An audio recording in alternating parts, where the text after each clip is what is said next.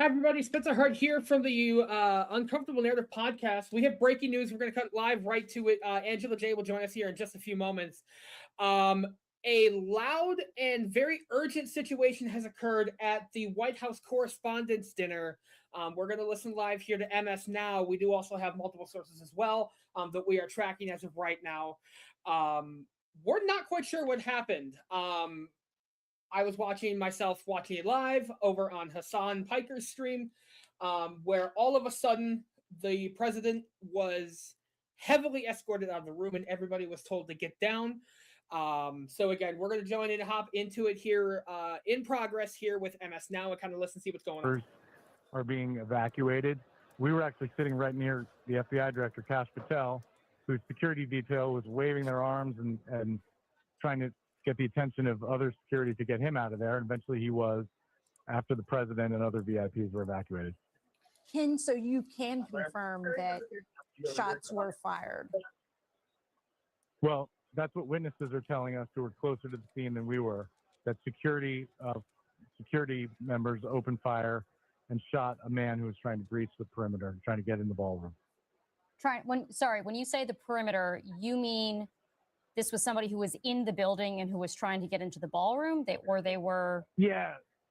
There are layers of security in this building. There's magnetometers that are in the... Sorry. Okay, so I'm just being told Erica Kirk is being escorted out with security. So there are... Sounds like Erica Kirk, who's at the event, has been escorted out. Secret Service. This person was able to get through the doors. If that has and anything to do with the current situation, of course, we don't want to speculate anything as of right now. But if you're just joining us, welcome in. Holy cow! Shots fired at the White House Correspondents' Dinner. Again, this is just breaking within the last 5 or so minutes. Like I said, was watching, as I always do, have a couple streams up on either monitor that I have, and all of a sudden, everybody was yelled at to get down, and the president was escorted from the front table there. You see with all the armed guards, of course, things like that. Everybody was told to get down. As you see on the left here, on the right is the current live shot of the Correspondents' Dinner. So again, if you're just joining us, that is what's happening. My goodness, Angela J will be here momentarily. We are, like I said, we're just breaking into this as we are expected to have the day off today, but not anymore. Angela, I see you there. Just give me a thumbs up when you're ready to come in. My goodness, what an insane last 10 minutes that we've had here at the White House Correspondents' Dinner. So yeah, let's go back into the live shot here with MS Now. Again, this is just breaking news. If you have any tips or anything, please send it to us on Twitter at UN_pod, POD1, or you can email us at unpodcast@uncomfortablenarrative.com. Again, Angela, when you're ready to come in, just give me a thumbs up. But let's go back to the live shot here with MS Now. A magnetometer, and there's Secret Service, and you go through the magnetometer, you get wanded, I'll take your phone out and all the metal out of your pockets. It's typical. There's actually TSA staffers manning those checkpoints as well as Secret Service. So there are layers of security, and it's mystifying that someone was able to get that close to the ballroom with the President of the United States. Was it your understanding right now, Ken, that the individual that was shot was simply shouting or actually posed a threat based on what you're hearing from the eyewitnesses that you spoke to? They were just saying that he was shouting and running and trying to get into the ballroom, but that would be seen as a threat right, because he's not authorized to be there, and they wouldn't have known whether he had a weapon or didn't have a weapon. It doesn't surprise me that he was shot. You think about any kind of presidential perimeter, anywhere the president is, there are Secret Service perimeters, and anyone that tries to breach that is at risk of being shot, whether they're armed or not. And what is it like being there right now? Are they allowing people to leave? Or are they telling you to stay? they're allowing people to leave, and people are. This is just people are in absolute shock. It's hard to express how you go from. And I've been coming to this dinner for almost 20 years, and there's a certain rhythms to it. The color guard comes out, they sing the national anthem, they greet the president of the United States. The program begins, the dinner is served, and everybody, it's a very social event. People are catching up with old friends, and we're talking about more than 1,000 people in this ballroom, and all of a sudden, everything changed, and people were taking cover under tables when those shots were fired, and then everybody got their cell phones out and started filming and trying to figure out what happened, and then all of a sudden we saw the Secret Service evacuating the president and the other VIPs as fast as possible. So I'm texting with a law enforcement source who was involved overseeing these preparations and security on many occasions for this event, who is telling me that this is just absolutely shocking. And normally the Secret Service would whisk away the president and he would not return, but this is Donald Trump. So we will wait and see whether he chooses to return to the podium, although normal we welcome in security Angela J protocol here, would breaking be news. I'm that sorry, I thought we were going to have the day off, girl. premises Oh my goodness. So for those of you just joining us, approximately 10 minutes ago, reports of shots fired at the White House Correspondents' dinner. Oh, holy shit. It never ceases to amaze me how quickly tides can turn in this day and age. I do want to play here real quick as well. The exact moment where this apparently occurred. So we'll take a listen here, and you just kind of listen to judge for yourself. Here you go.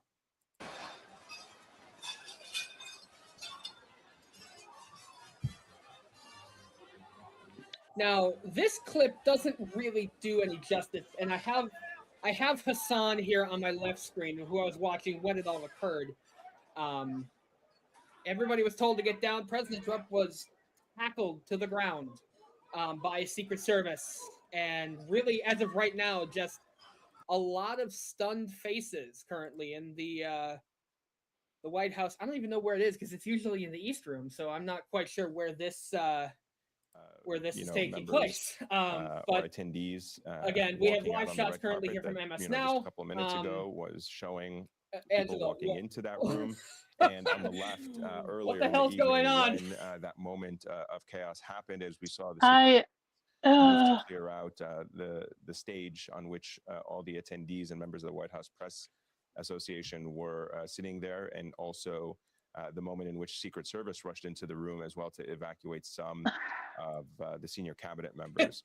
So we're keeping an eye on that. But let's bring I, into the conversation I feel like it's another like security and intel analyst, Rob D'Amico. sniper Rob, obviously, we're still getting a lot of information. sniper incident. What exactly happened? Our Ken Delanian is Well, reporting that there so was again, at some what point the- an individual who tried We'll take a listen here. to breach that room, a room that once the president is inside is usually tightened up and secured, but also even in the run-up into the evening, a building that is very heavily secured and swept through multiple times. Give me your initial read of what has happened tonight and what your takeaway is as a former law enforcement official. Yeah, as Ken said, the to get into that building is just incredibly hard when they have an event like that, and they seal it down probably early this morning. Last night they did a bunch of prep, and then they constantly have the dogs go through. Everyone, as they get closer and closer, gets locked down. And as we do have Ken a was shot saying, here as though, well of security evacuating Speaker of the House Mike Johnson, as they're reporting. Reuters national correspondent is reporting a shooter did open fire during the White House Correspondents' dinner. So again, these pictures coming in just live directly from the event, and as horrendous as it sounds for me to say, Be proactive in it, and if you think this you're going in event to do being something filled like with that, thousands you have upon to, thousands like, of employ reporters and deadly photo force, of course. journalists So and video if journalists, they were getting into that room, it's just we're going to get information surprising very quickly. that they could get that far. As everyone who's done these, the layers and layers of defensive security in this are so challenging to get through. It could have been someone that had somewhat access to it, maybe a server or something along those lines. Even though they're screened, it could be that someone was in that perimeter for a different reason and then decided to do this. And they've seen that before. There's constantly threats. So there may have been some intel, or there may have been something that led them to understand something like that. But I don't know if they would have, if it was really serious, if they took it that serious, if they would have let him get there. So I think it was something very spontaneous that caused a reaction that could employ deadly force. But again, as when you've been to presidential events, to get through those layers of security, and you have to look at what's happened in the past. I mean, from the assassination attempts in Pennsylvania, the golf course, and that it really turned up the Secret Service and their ability to not question that they're reacting to something that could be deadly. Because I think the first ones were so shocking that it caught people off guard in that they didn't react like you would think they did. And since then, I think they're looking at it where they can. Apparently, there's been a gunman that's been killed. Incidents. So Rob, let me ask you, confirmed because it anything seems, as at of least from the yet. live Again, picture that we have we wanna inside the preface everything we ballroom say that is on that, the upper right-hand corner of the screen. a lot of information is coming in as of right now, so we will give you So- the most accurate information that we can. We are seeing while The reason why I also- say this is because CNN has said this, and The Independent has said this. some indication, at least from Okay, law so I mean enforcement that's two perspective, pretty reliable that sources any confirming. potential So threat Trump has is been also Which is- apparently, it's safe as enough it for these people who are is being inside, that reported, include obviously very is important, safe currently. people, members of Congress we saw as So, well. Unfortunately. Able to leave, that they well, feel I mean, confident let's that take they've it easy, take it easy, allow girl. these people to leave. But yeah, I mean, as of right now, I think it does Thoughts and indicate, prayers. Thoughts and prayers. a lot what of happened with information coming in whoever was currently. intruding, and if shots So we're gonna were give you fired, the they have best a information good we can understanding. as If- quick if as that we can. person, But I again, think, we'll was go back not live shot here unaccounted to MS for, you now wanna be while seeing we this. figure out what the And hell when I is say going on. accounted for, either wounded or, as we call it in law enforcement, down hard, which means And Angela, I know obviously the audience still can't hear deceased. us. We are live stream, but So our mics are still they could live. be, providing medical attention, and they've, actually handcuffed them to that, and they're treating them. But he's confined to that. I say he in a general sense. For them to let him out, if he was unaccounted for, you want to be seeing that openness. They do have everyone that was there. So trying to get witnesses, a lot of times when you don't have an understanding of who's there, you don't want everyone just to leave, because you're going to need to take witness statements, and you want to figure out who it is. But everyone at Right. that event is known. They have a list that they can go back to and say, hey, did you Okay. see anything? Did you have any Rob. camera footage? Rob, 1 second. I think we have a colleague in the room. Vaughn, are you with us? Hey, yeah, can you guys hear me? Yes. So tell us what's happening on the ground there. Hey there, we're actually outside. I'm gonna take the phone here real fast. We're here outside of the Washington Hilton here right now, and they're pushing everybody back. We were just inside. I'm not sure if you have a signal of where we are here right now, but we're on Connecticut Avenue, just outside of the Washington Hilton. We were in the room. We were among the group. We're continuing to move. I know, come on. And back over that way, if you guys can see our shot, is where the Washington Hilton is. Over the course of the last hours, the perimeter was already shut down largely here to vehicle traffic ahead of this event. When we were inside, that is when we heard what were these apparent shots here. And you can see, we saw Steve Scalise, we saw Jamison Greer, the U.S. Trade Representative. They just walked by us here on the sidewalk a few moments ago. But we also saw Scott Bessent, Pete Hegseth, each make their way out of this complex. After the president was removed first, we then saw a series of other administration officials, members of Congress, leave the scene here. There was, inside of that room there, I know you guys were just having a conversation, it was essentially at a standstill, whether it was trays that had fallen or whether it was a drum that would have been beaten. But what we are hearing is that they were apparent gunshots We made our way up to where they sounded as if they had been coming from before exiting the bottom. I think it's some context here to the scene. We actually left the exit where Ronald Reagan was shot just over 40 years ago. This was a moment which we still have very little clarity on. We were trying to glean from other guests there that were as to what they saw. Sources say the dinner is stable. Please, We God. will have more details to share. Also, moving. Guys here at this point in time, I know that all of our colleagues that were here inside of the room, Ken Delaney and Carol Lenig, Jackie Alamany, Eugene Daniels, everybody is inside trying to get the But it looks information like we as of right can. now, One my other mic part of is the muted. context to this too, It this looks like the particular show room will at the Washington Hilton, it is continue. in We're saying a show, ballroom that but, has very um, little, if not it no sounds cell like the dinner will service. continue. And that is, I Of know course, you guys probably got a sans shot Trump. there He's probably being previously taken from back to somebody the that White you were House. talking to, but it is But very difficult to send out video, how do you text keep message. how do you keep the Even show trying to on? establish Like connection how here if there's outside been a with security you guys was breach, difficult here. So I think that that is where there is still why on folks- earth would you continue the dinner? I mean, that's Yeah, confusing to especially me. if like people have already left, like a lot of people have already left or evacuated out. Right. Yeah, you see the moment we're looking here live at MS Now. You see the moment where everybody heard it, and then basically we're like, "Hey, everybody, get down!" And then of course, you see the Secret Service rushing in to take away the cabinet. Then they'll take away Trump, and then they're just like, "Get down." So that's where the gunmen, come over here. Wow, insanity.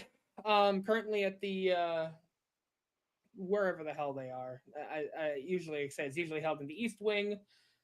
That was torn down, so I'm not entirely sure where they are currently. But this is I think the first time in quite a while that we've had an incident of this.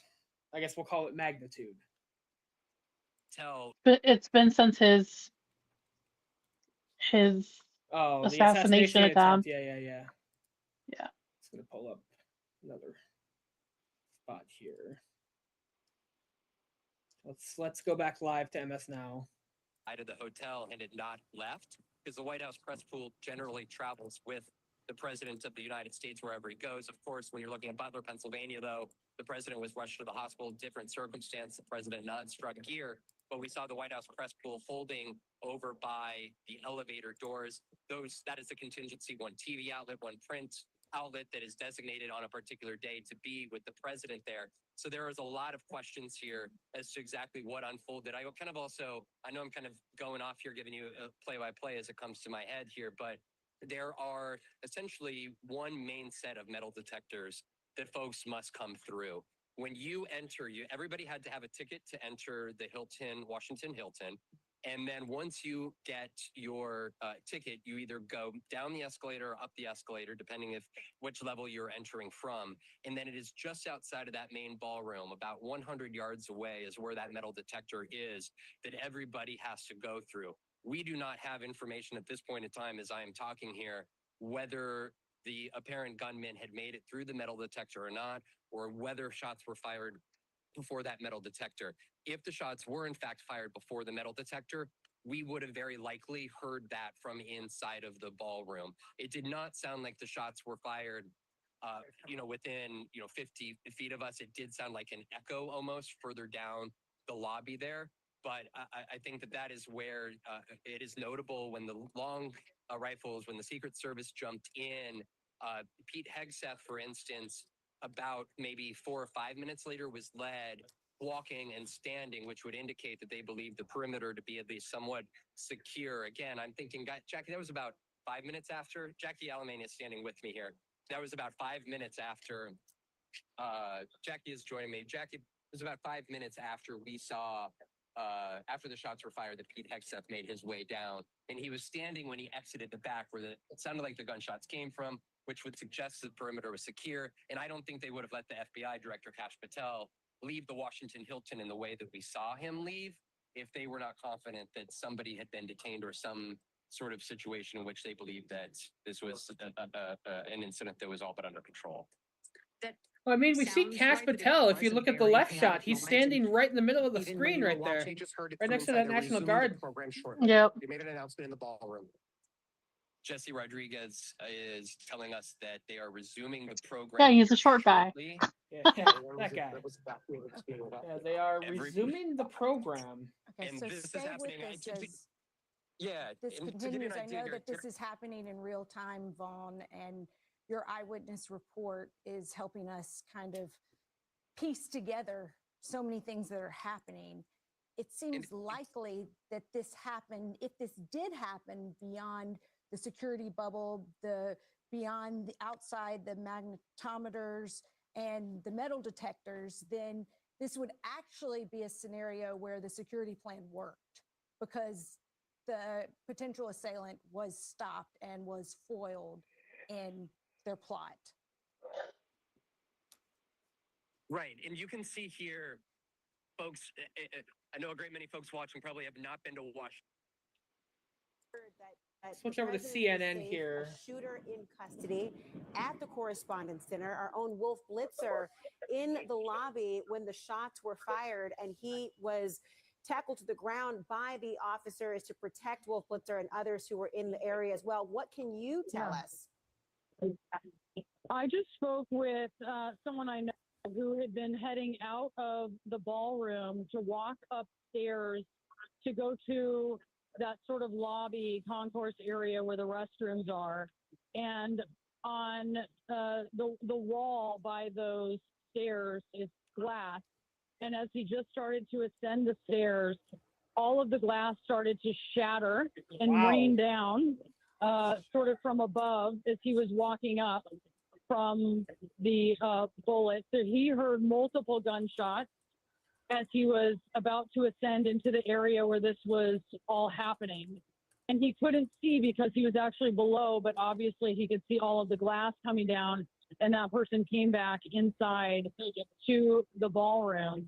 But when we were inside of the ballroom, we couldn't necessarily hear that. The reaction of the Secret Service was really what startled everyone, and they just ducked for cover. But he had seen this, a lot of glass shattering, and that's actually an exit of the ballroom that we are not being permitted to go out right now and get some air from. There's other exits where they're permitting people to get a little bit of air from, and that's a door that is no longer open. Brianna, we had been giving people as much of a play-by-play as we could. We knew that there was an announcement from inside of the dinner that they were intending possibly to continue the programming. We also saw a mass exodus of people leaving that ballroom, and Secret Service also coming for members of the cabinet. Do you have any information about anything about the cabinet members or what people are saying in terms of where they are now after having left the ballroom? We don't at this point, but we did just get an announcement from the White House Correspondents Association President Wei Zhejiang, who said that the program is going to resume momentarily, which is kind of difficult to fathom. Why? Because I just can't describe even the scene and just how scared everyone has been at this point in time as we're here inside of the ballroom. But she said they would resume momentarily, and she understood that everyone wanted more information. They were hoping to provide some of that soon, I guess, in an official capacity. But she says that they are beginning momentarily, even as there's obviously a lot of commotion here right now. One thing we are seeing as we've been watching the screen right now, there has been different measurements and rulers coming out around the podium. You have members of Secret Service who are also walking that particular, like currently, it is being reported per Caitlin Collins, White House correspondent for CNN, that one shooter is confirmed dead at the White House Correspondents' Dinner. Again, that source coming from Caitlin Collins of CNN. We're working to confirm that. But again, I mean, this information again is quite live. So, yeah, we are still working to confirm that. But again, that's from Caitlin Collins. It sounds like one person, the shooter, has been killed as a result of the situation unfolding here at the White House Correspondents' Dinner. Number of people that you saw with a gun that you believe were the gunmen? Is it one person? Are there multiple people? I was a few feet away from this one gunman who was shooting just randomly, and I'm guessing I heard at least a half a dozen, maybe 6 gunshots. I mean, they were booms. They were so loud, and I haven't heard gunshots like that in a long time. And it was very close to me. But the next thing I knew, I couldn't see anything else because a couple of cops, a couple of police officers were jumping on me and trying to protect me. So I was down on the ground. Jesus Christ. I have a lot of words for Did you this. hear the officers talking to the gunman, and what were they saying? Why would a anti-press president come to a pro-press dinner just for this to magically happen? I'm standing outside. There's a lot of FBI. I'm at this point, I'm not necessarily going to want to speculate anything.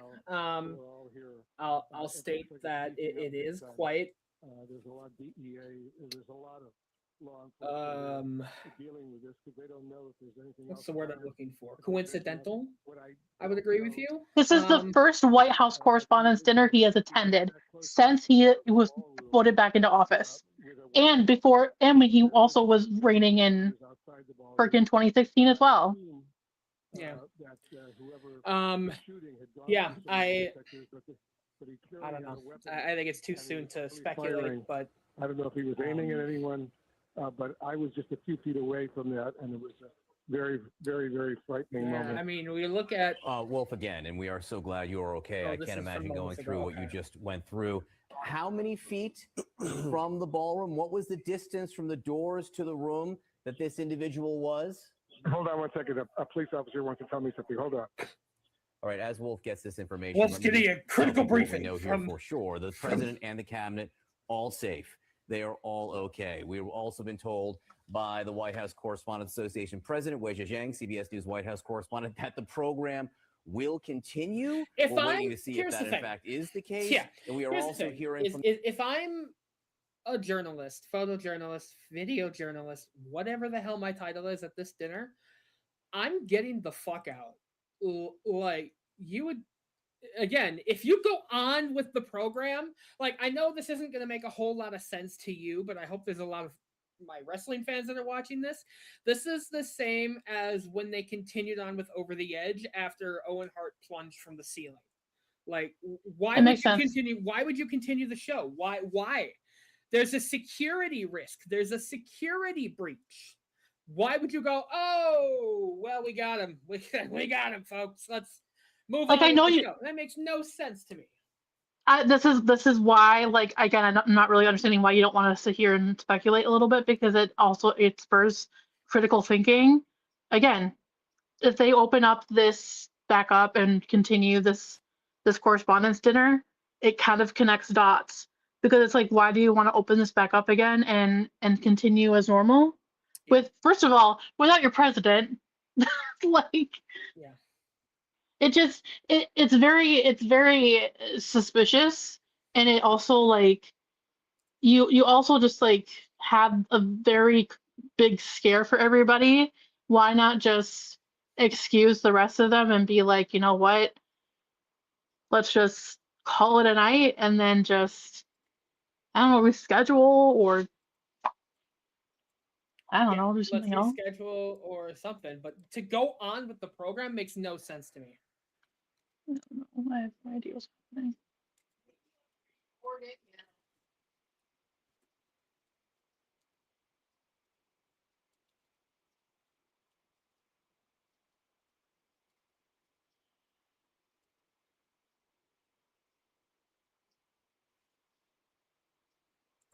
Let's cross over back to Vaughn Hilliard. Vaughn, what can you tell us?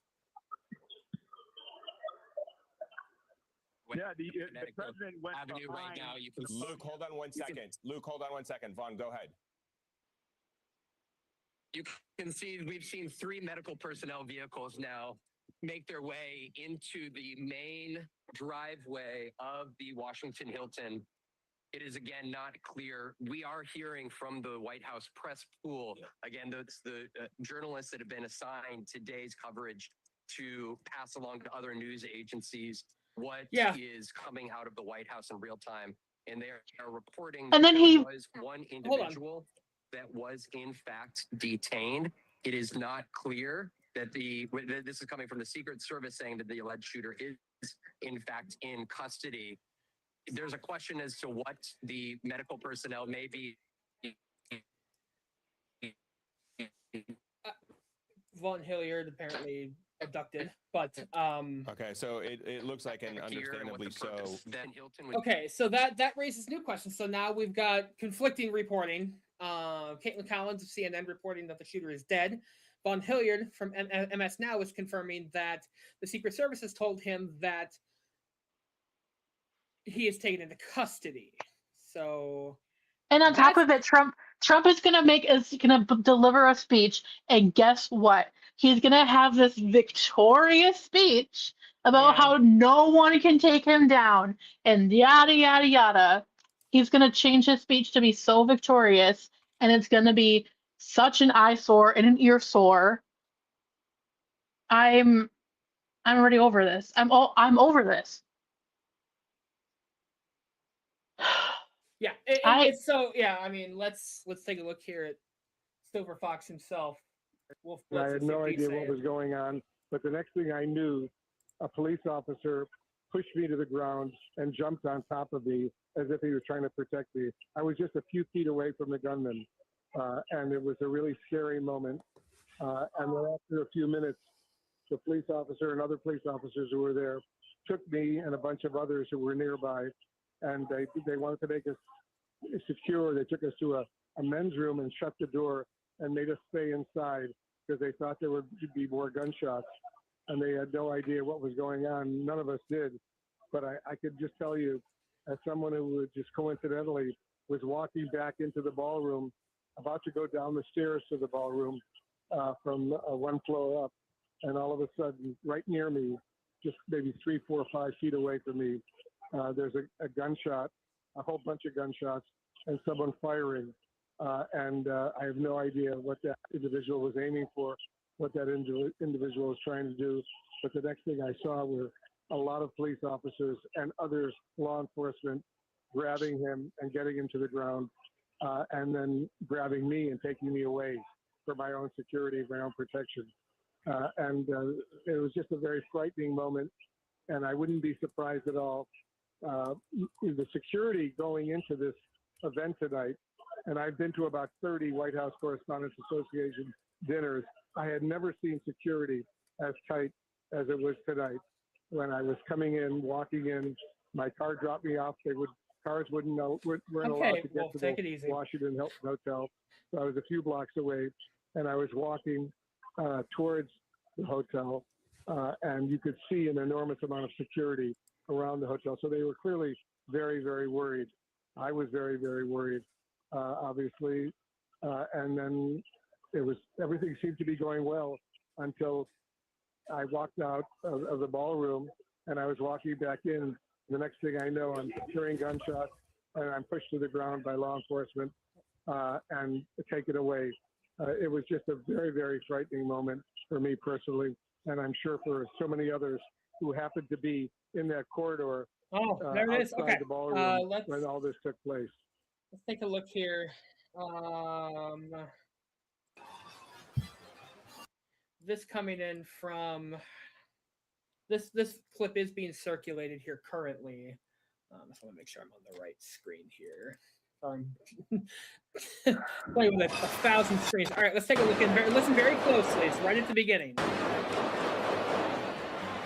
You hear that? One more time. Sounds like 4 gunshots to me. Yeah. Right there at the beginning. And of course, Secret Service and everybody starts to come in. President then immediately tackled. Take a look right here. Still sitting in the same spot, and then taken to the ground. So that is the live shot from the Correspondents' dinner here as of this occurring now. Oh boy, how long we've been on the air? About a half hour. This occurring about 40 minutes ago here, live from the White House Correspondents' dinner. Answer very short. So I think there's a question of how many administration officials are still inside of that room. But of course, the If president. the answer is over zero, that's a Did problem. you happen to see what happened with Cash Am I losing Patel? my You said mind that he here? was seated near you. No. This is the Cash Patel was actually he did not immediately leave. They What? escorted Secret Service escorted Pete Hegseth out, the president of the United States, and JD Vance. I also saw Scott Bessent was escorted out. I was a little surprised that FBI Director Cash Patel was not immediately escorted out either. He was seated in the table next to us, and we actually, as we were climbing over chairs because chairs were kind of strewn about and people were holding. He was actually, we were leaving at the same time. He was here with his girlfriend, and a few of us from MS Now were making our way essentially alongside of him as he was trying to. And I think the point is, this was a chaotic scene, and I don't frankly think there was enough right one-on-one security personnel with each individual, with each member of Congress.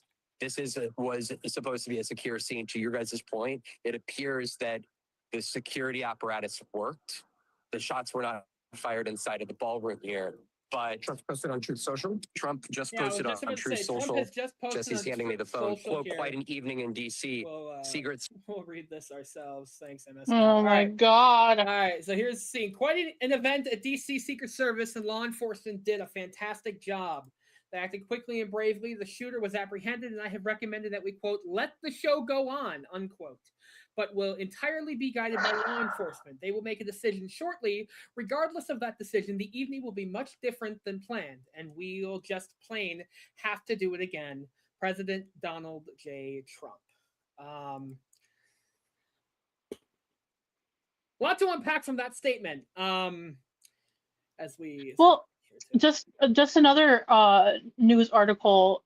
Yahoo News literally saying a suspect is dead because secret security shot them. And we're hearing now from a White House official. Trump is still planning to deliver his speech tonight at the White House Correspondents' Dinner.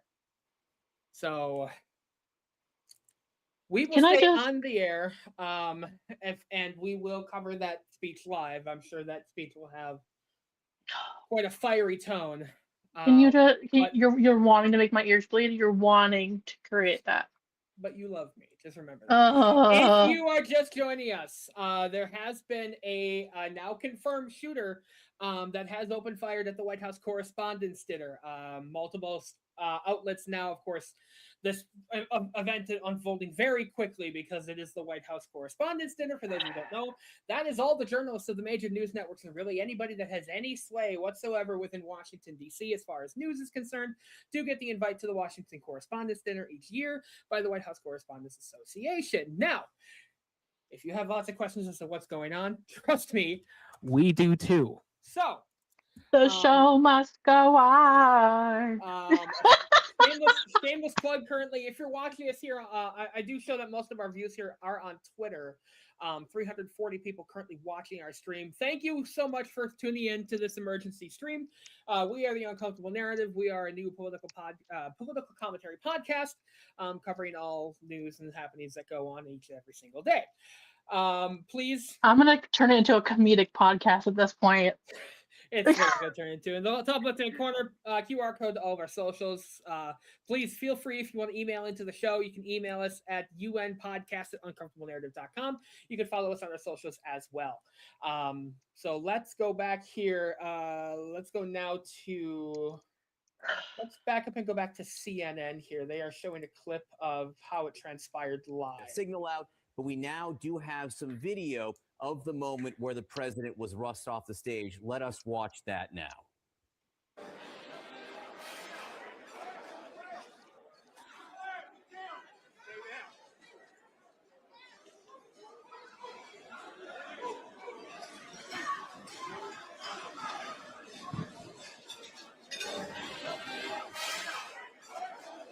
Let's have to display that again. But okay. A couple of things to unpack from this video here. Number one, this does look like a tried and true emergency evacuation for the president in the event of a shooter being active, as compared to Butler, where they lowered the crane with the United States flag and waited for him to pump his fist. So I do think that this was a... I don't even want to say that because we don't know what the hell's happening here. As of right now, but good God. Per Caitlin Collins, Trump does confirm he wants to return to the dinner, but he will do what law enforcement ultimately recommends. Her just basically retweeting or saying what the president has already said. So, I do have a tweet here from Mark Penn. With shots fired at the bipartisan press dinner, maybe it's time for the media and politicians to stop platforming extreme influencers, preaching, as Piker did, Hassan Piker the other day at the New York Times social murder, and tried to depict the most freedom-loving country. Oh my Man God. alive. The nerve of some people, I swear. Yeah, let's pretend that's not on my screen. Let's go back to MS Now here as well. Again, we appreciate you kind of staying with us as we Julia Jester, who you guys were bounce talking between to earlier, sources. Julia Jester was that area was just outside of where the metal detectors were, about 50 feet.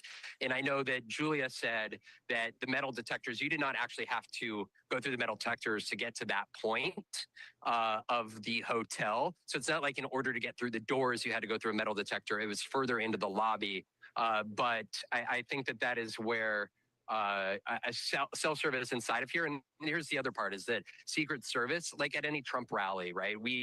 Any presidential event, sometimes folks may see our shots are a little grainy, or if you follow on X or Blue Sky, you may not be seeing posts immediately from the events, whether they were President Biden or President Trump events. And that's because the Secret Service, they essentially jam the cell towers and jam the ability to communicate or get anything out through wavelengths in order to try to help security and to crack down and ensure that they have control the communication channels at some of these events here. And so that is where in this situation we left here. I am also just being told that OMB director Russell Vogt has just re-entered the main ballroom. So again, some top administration officials, guys. Again, this is a situation. I don't know if it was safer to leave the hotel versus, I know we went one way, Kash Patel went another way. And I know people are actively staying at this hotel as well. I doubt administration officials who live here are doing that, but this is one where the president of the United States has a whole room. The National Prayer Breakfast is here every year. So they have gone through these steps here before. But I think that is where I think it is notable that the president of the United States didn't leave. And again, I mean, they can clear, you guys know this, Washington, D.C. streets very quickly, but it is a Saturday night here. And essentially these streets were already shut down. So clearly the decision was made was to bunker the opposed to putting him back in the motorcade and having him vacate the scene altogether. But yeah, and so to that point, Vaughn, from your vantage point of where you are standing right now, are you able? The gun goes off. Why is he staying at the event? Why is he going to continue to give his speech? That makes zero sense to me. Because he feels like it. Correct. And that's where we respect the work that we're doing. And there is a lot of local and federal cooperation. Of course, Washington, D.C. Does this every single day in terms of shutting down the roadways and stuff. But to kind of give you a scene setter here, where we are standing at is the intersection of Connecticut and T. And right there through the fencing, that is the Washington Hilton there. And there is I'm not sure if you can see that well, but there's an ambulance there. That is the main driveway. We're out in the distance. That is the main driveway into the Washington Hilton. And that is where we saw the three, including an ambulance, three medical personnel vehicles make their way into the driveway.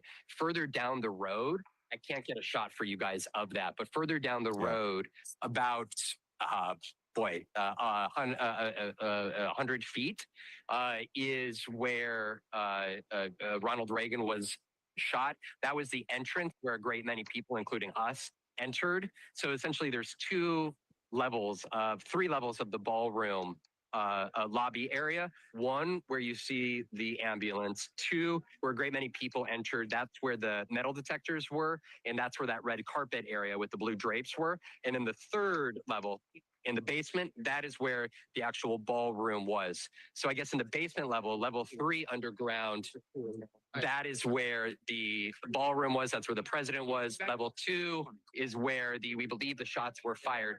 We are seeing the ambulance leave here right now. That ambulance did, or I should say either Bear with me here for a moment as we see whether the ambulance is making its way into the Hilton or whether it left from that second level tier below. It looks like it's going in. So we now have 2 ambulances here at the Washington Hilton, guys, 2 other medical personnel vehicles as well, which indicates, I think, a question here of the Secret Service saying that a suspected gunman was detained versus now having this outside of the standard protocol. There is always an ambulance that travels. There's always an ambulance that travels in the president's motorcade. So these medical vehicles are in addition to that ambulance that would be with the presidential motorcade.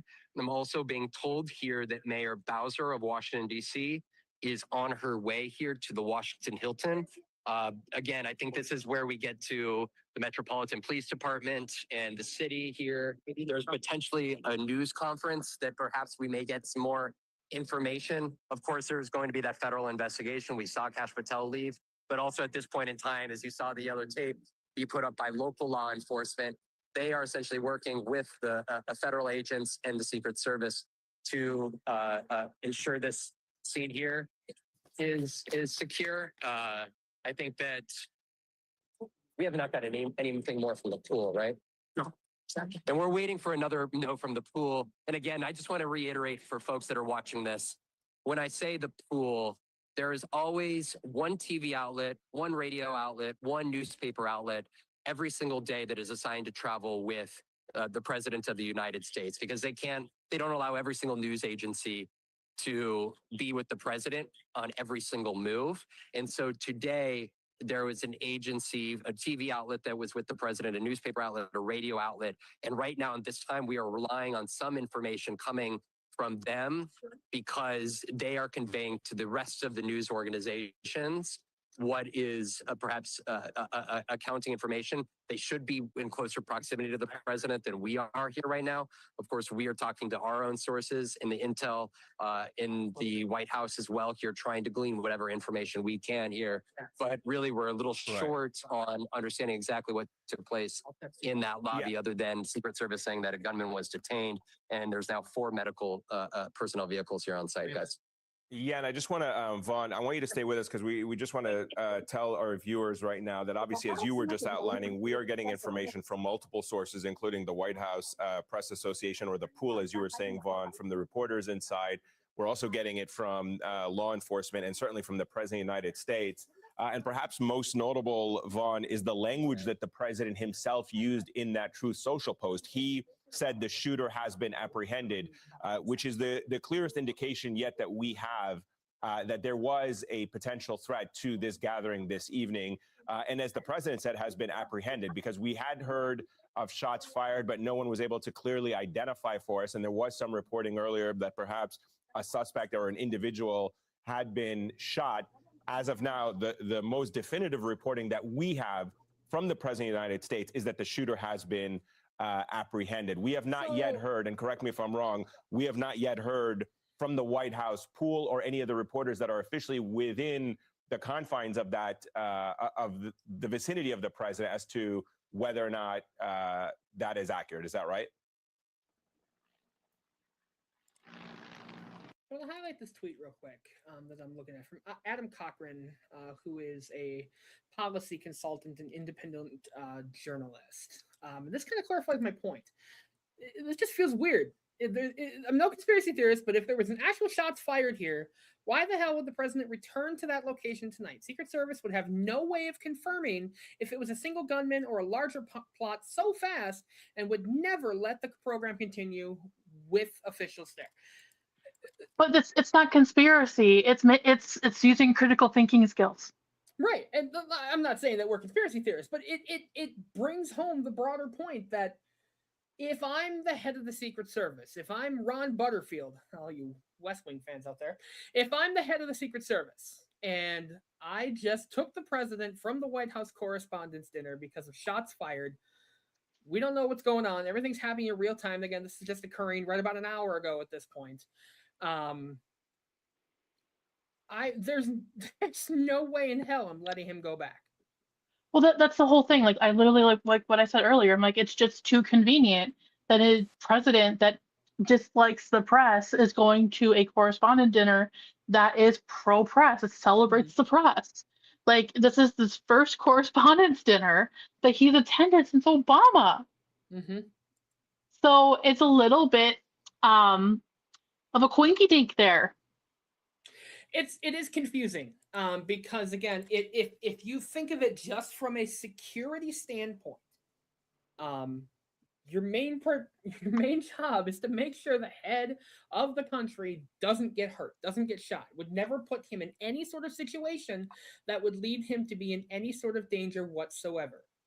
So, if I'm the head of the Secret Service, I'm going, there's no shot you're going back to the same place there was a shooter to give a speech, because then it just seems, we're going to call it Butler-esque for now.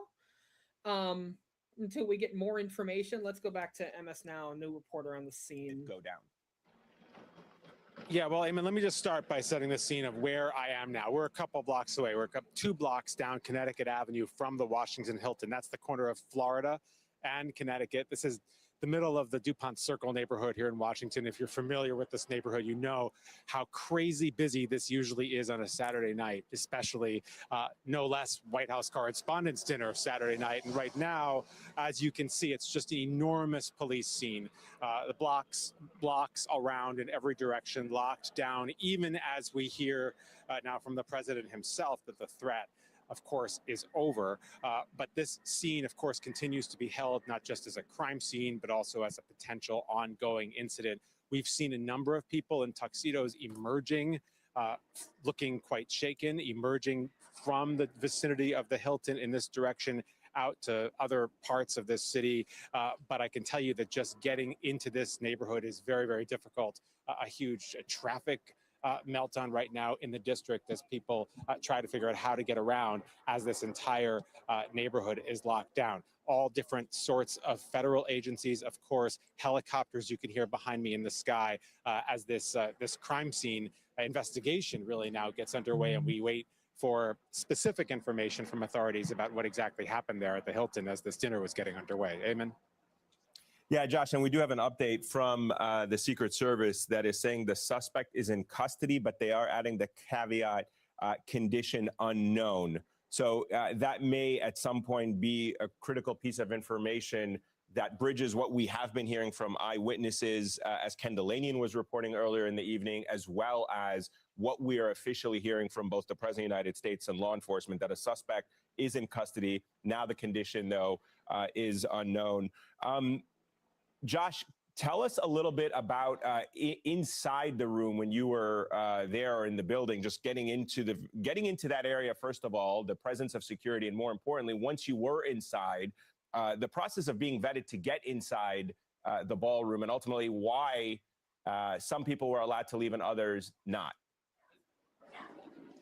So, Eamon, I'll first tell you, I wasn't personally in the room when this happened. So I want to put that out there right there. I was outside the building several blocks away when this happened, and you could start to hear sirens in the vicinity and helicopters as well. But I will tell you, in situations, events like this, and we're going to hear, of course, exactly where this individual was, and you hear, a bunch of police vehicles racing out of the scene.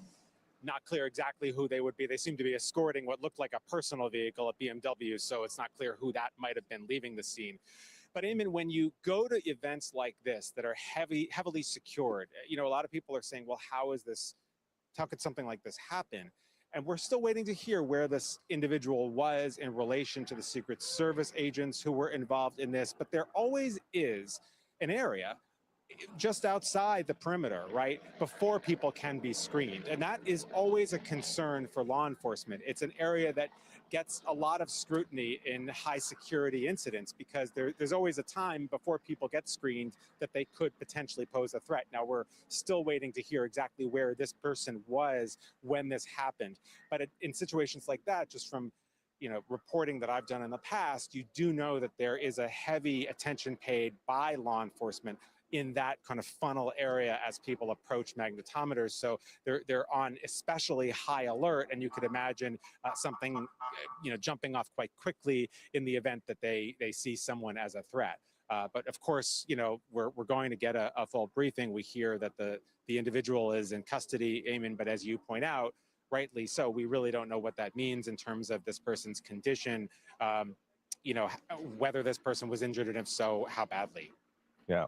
And I just want to note for our viewers, just a small detail that happened there on the left of the screen.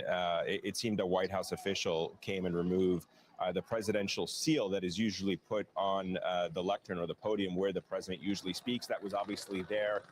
Tweet. My apologies, his post on Truth Social. And law enforcement has requested that we leave the premises. Thank you. Consistent with protocol. See, that makes entirely more sense. He wanted to emphasize that nobody was hurt. He and the First Lady, the cabinet, everybody's safe.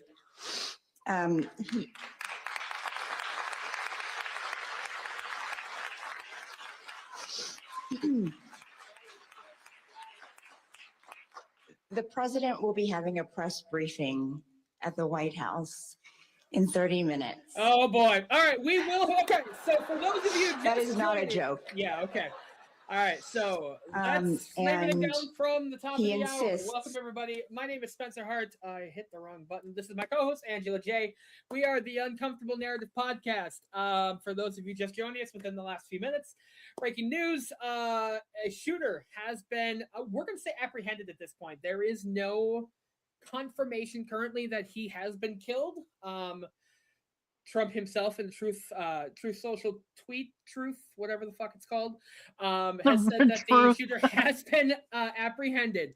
The plan originally was to continue with the White House Correspondents' Dinner. Law enforcement has been told, and now Weijia Jiang, excuse me, that's a mouthful, White House Correspondents Association president, has now confirmed that law enforcement has, I guess we'll say, recommended that they leave the premises, and President Trump will be giving a White House briefing in 30 minutes. So we are going to stay on the air until such time, and we will bring that to you live. Again, we do see a bunch of you on Twitter. Thank you so much for joining us. An insane 60 minutes has occurred so far in Washington, D.C., and I'm sure we're going to see quite a lot more here in the next half hour to an hour as the president does give remarks and does have a press conference in 30 minutes at the White House. So until then, we're going to keep you updated on any new information that we may have as it breaks. But right now we will return just the full screen and listen in. A lot unfolding very quickly. So if you have not followed us on our socials, you can follow us at uncomfortablenarrative.com. That will take you to all of our socials, where you can follow both our socials and our podcast as well on Spotify and wherever you may get any podcasts. So let's go back to full screen here with CNN in the studio. Sarah Seidner live from the White House Press or Correspondents Association dinner. And it sounds like we're going to hear from the president, which is vital. Yeah. I think, they're not going to resume the dinner, but to your point earlier, hearing from the president tonight, good for the country, good for the world. And to your point, I see earlier, the dinner is not going to continue tonight, but will be rescheduled. And so for safety and security reasons, that's good. Myself, but to hear from the president tonight in a half an hour is extremely vital. Let's go live and to I think, CNN. Dan, you said it right earlier, that the political element here is that we cannot allow people to believe they can show up with weapons and shut down anything that the president or the press or anything else we're doing that makes our country run on a daily basis. We cannot allow it. I agree, and I think it is really important that the president's going to speak. I'm glad he's going to speak. I'm glad everyone's okay. I will just say we don't know who the intended target was. It may have been the president. It may have been the press. May have been the press, yeah. So, and this is still a crime scene. So it's really important that all the people in that room, not just the president, not just the cabinet members, not just congressmen and women, but everyone is safe tonight and protected, because we don't know what this lunatic was going to do tonight. And after everyone's out of harm's way, this country is sick. Sick. This country is sick. and everyone can continue to go on about like it's business as usual. We can do the pomp and circumstance. We can dress up and we can go to prom and we can have all of these things that try to disorient us or take our focus off the fact that we are fundamentally sick right now as a country. And nothing is going to get better until we address that, talk about that in a really robust way. Americans are hurting financially. Americans are hurting spiritually. Americans are hurting culturally. And we yell and argue and have all of this stuff. And we do all we're trying to protect everything, but like people are in trouble. And the despair is running over. And who's going to talk about that? Who's going to address that? One thing I'll be curious, especially you're talking about this happening even at this event.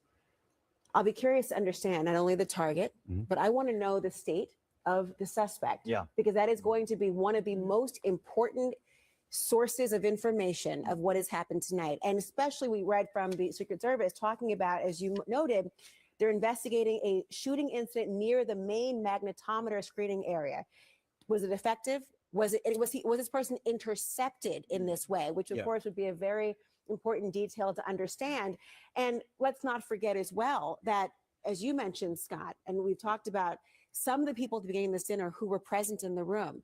Erica Kirk, the widow of Charlie Kirk. You have people who are civilians who may or may not have had their own experiences with gun violence in this country. And as we know, gun violence, Steve Scalise also there, a victim of gun violence as well.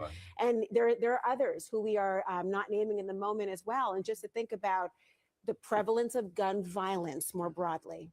I will note, the president on his way to the White House now for a press conference shortly. The entire press corps is in this room right now. They're not going to make it there. I imagine that the people asking the questions, to the extent that there will be questions, will be the White House pool, which is a limited, very small group of reporters who will be able to travel with the president and ask him questions there. But this is, it's so surreal. It is so surreal that the president, everyone who covers him, all there for this. They're all leaving now, the members of the press leaving. But what we do know for sure at this point is that there is a suspect in custody. We don't know the condition of that suspect. And the Secret Service telling us the incident happened near the magnetometers there. And those involved, their condition not yet known. Those involved, their condition not yet known. But the president's okay. The cabinet's okay. We have not seen or heard any ambulances taking anyone from inside that event. So we think everyone at the event is okay, and they certainly look okay. And the pictures that we are seeing now, I have to say, I'm sure they're all just relieved, frankly, that it's gone on the way it has. We have Wolf Blitzer with us, and Wolf has been crucial in understanding the course of this event because, Wolf, you were really the first witness to tell us what happened, that there did appear to be a shooter near the magnetometers who was apprehended by law enforcement. So just give us a sense now that we're piecing together the actual official statements, how it matches with what you saw. The shooter was clearly on the ground shooting. When I saw him, I was only a few feet away. And this was inside the secure part of the magnetometers, as if this individual had gone through somehow the magnetometers. I don't know if he did or he didn't. I don't know if he was just in there waiting or whatever, but it was clearly in a secure area where we assumed everybody had gone through metal detectors and was cleared to go in to the ballroom. And all of a sudden, I'm walking right near the shooter, and all of a sudden I start hearing gunshots. And the next thing I knew, I was only maybe 4 or 5 feet away from the shooter.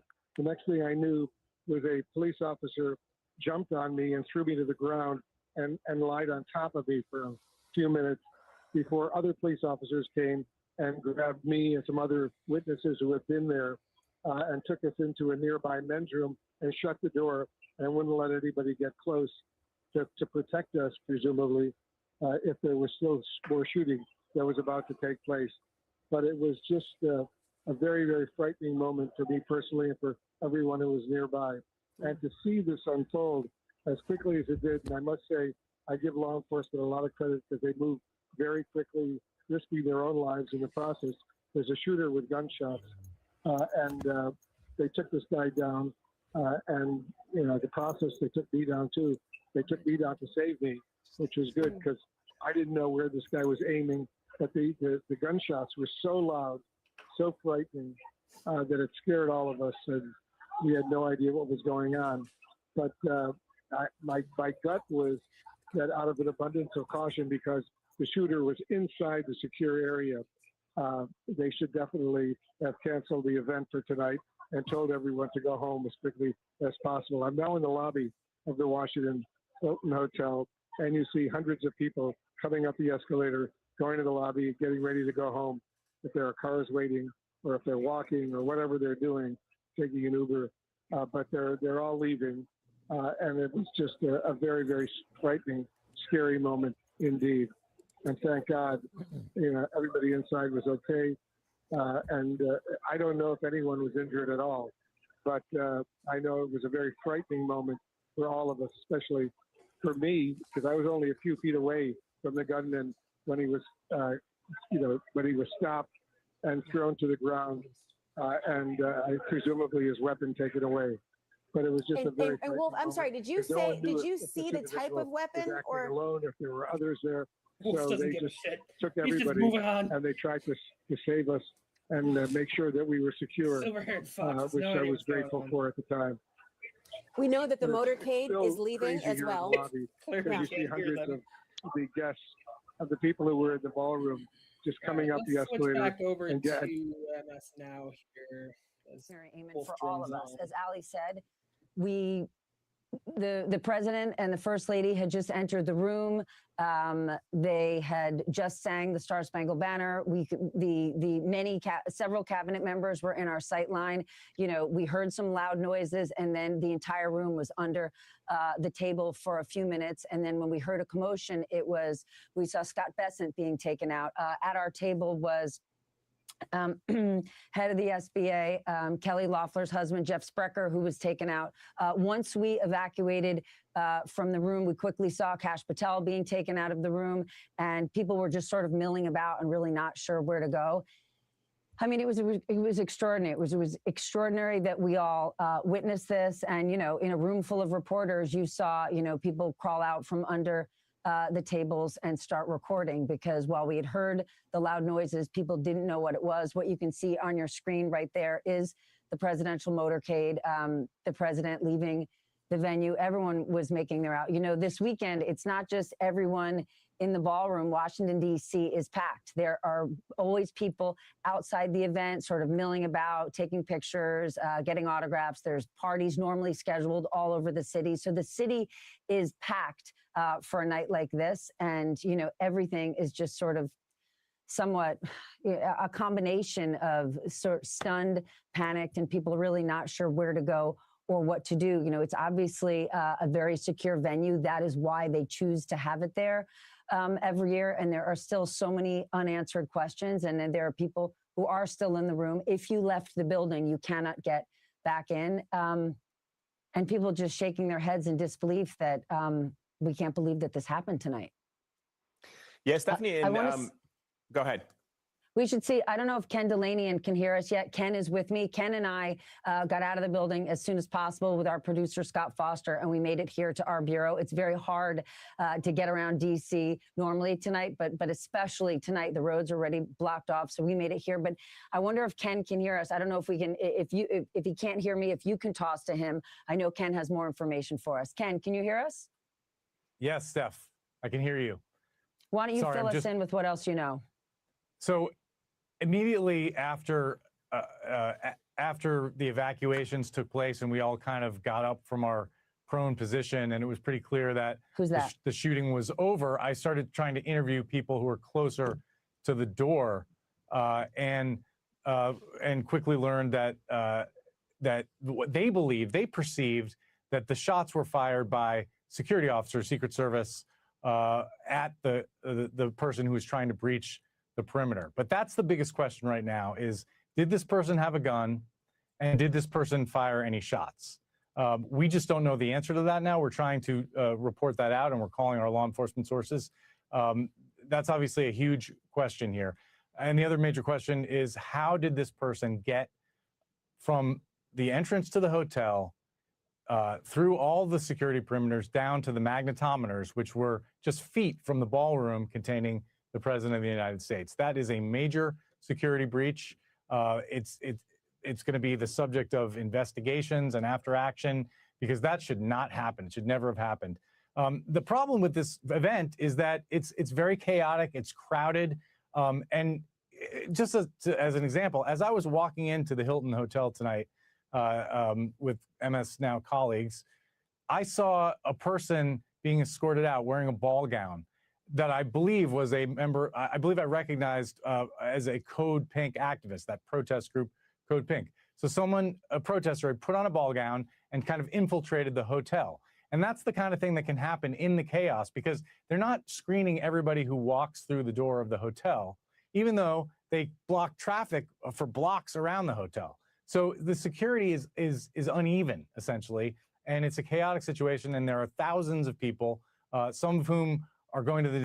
Someone mentioned this, and I don't know if it was Van Jones or who mentioned that there's this sickness, and you saw the result of the sickness with gun violence. You saw the result of that in this room, while people are saying, look, thank goodness nobody was injured. There was no one who was killed in the crowd, no members of the press, no members of the cabinet, not the president, everyone for the most part safe. There is an emotional toll here. There's a psychological toll. And I saw people breaking down after they were able to get out because many people have never experienced something like this, the terror of it all. They've never experienced it. I'm just seeing Tom Homan as he leaves the venue now with several people here, but we're just watching streams of people come out, and there's going to be huge questions about security and what the security looked like before they got to the mag numbers. Because I will tell you from experience, all I had to show was this, and I didn't really have to show ID when we first got in to basically be on the red carpet. I think a lot of questions will be asked about that. That's kind Sarah, of an thank you very insane much. thought, I should note because that everyone in that... If you're having an event where the president of the United States is at said event and members of his cabinet, you're thinking continuity of government is sitting in that same room. So security should be like incredibly strong. So if they're saying that people were able to get in just by showing a just kind of a standard press ID, rather than like a full-fledged ID or something along those lines, that's insane. That's a very bad thing.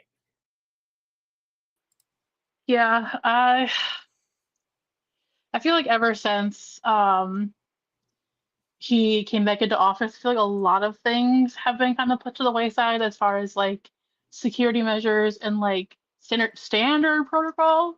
Sure. So I feel like this is kind of like a consequence of that in a lot of ways. So we'll see in what approximately 20 minutes now. The president will be holding a press conference. What'll come of that press conference will yikes. But so we'll hit it once more for the top of the hour. For those of you just joining us, shots fired at the White House Correspondents' dinner. There is a confirmed shooter that has been apprehended, according to multiple sources. The President of the United States, all members of his cabinet that were sitting up top, including the First Lady of the United States, are all confirmed safe. Trump will be holding a press conference here from the White House press briefing room in approximately 20 minutes. We will be live for that. Again, if this is your first time watching us, hello, my name is Spencer Hart, Angela J. We are the hosts of the Uncomfortable Narrative podcast. All of our socials are available at uncomfortablenarrative.com, where you can find not only a link to our show, but a link to all of our socials, as well as our website and our Substack. But again, crazy incident occurring here currently at the White House Correspondents' dinner. It has been officially confirmed to be rescheduled. And again, the President of the United States will be speaking here in a matter of 20 or so minutes. Straight to the cars. Obviously, the vehicles are outside. They're running. They're ready to steer him away if there is a threat, or they move him to what's called a hold room. Every venue the President of the United States goes to has an identified hold room. That is an area where the President would be taken for safe harbor if indeed there is any type of threat. Because of the lag between whenever this incident happened and when we saw the video of the motorcade actually start rolling, it appears that the President may have been actually taken to one of those hold rooms where he's afforded a variety of suite of communications. Obviously, all of his staff are there. There was a question at one point whether the event would actually continue. We now know that that is not going to happen, which is prudent to me as a former investigator, which I'll get to in a second. But that was likely what was happening behind the scenes. And then they got him out of there. And obviously we will hear from him shortly.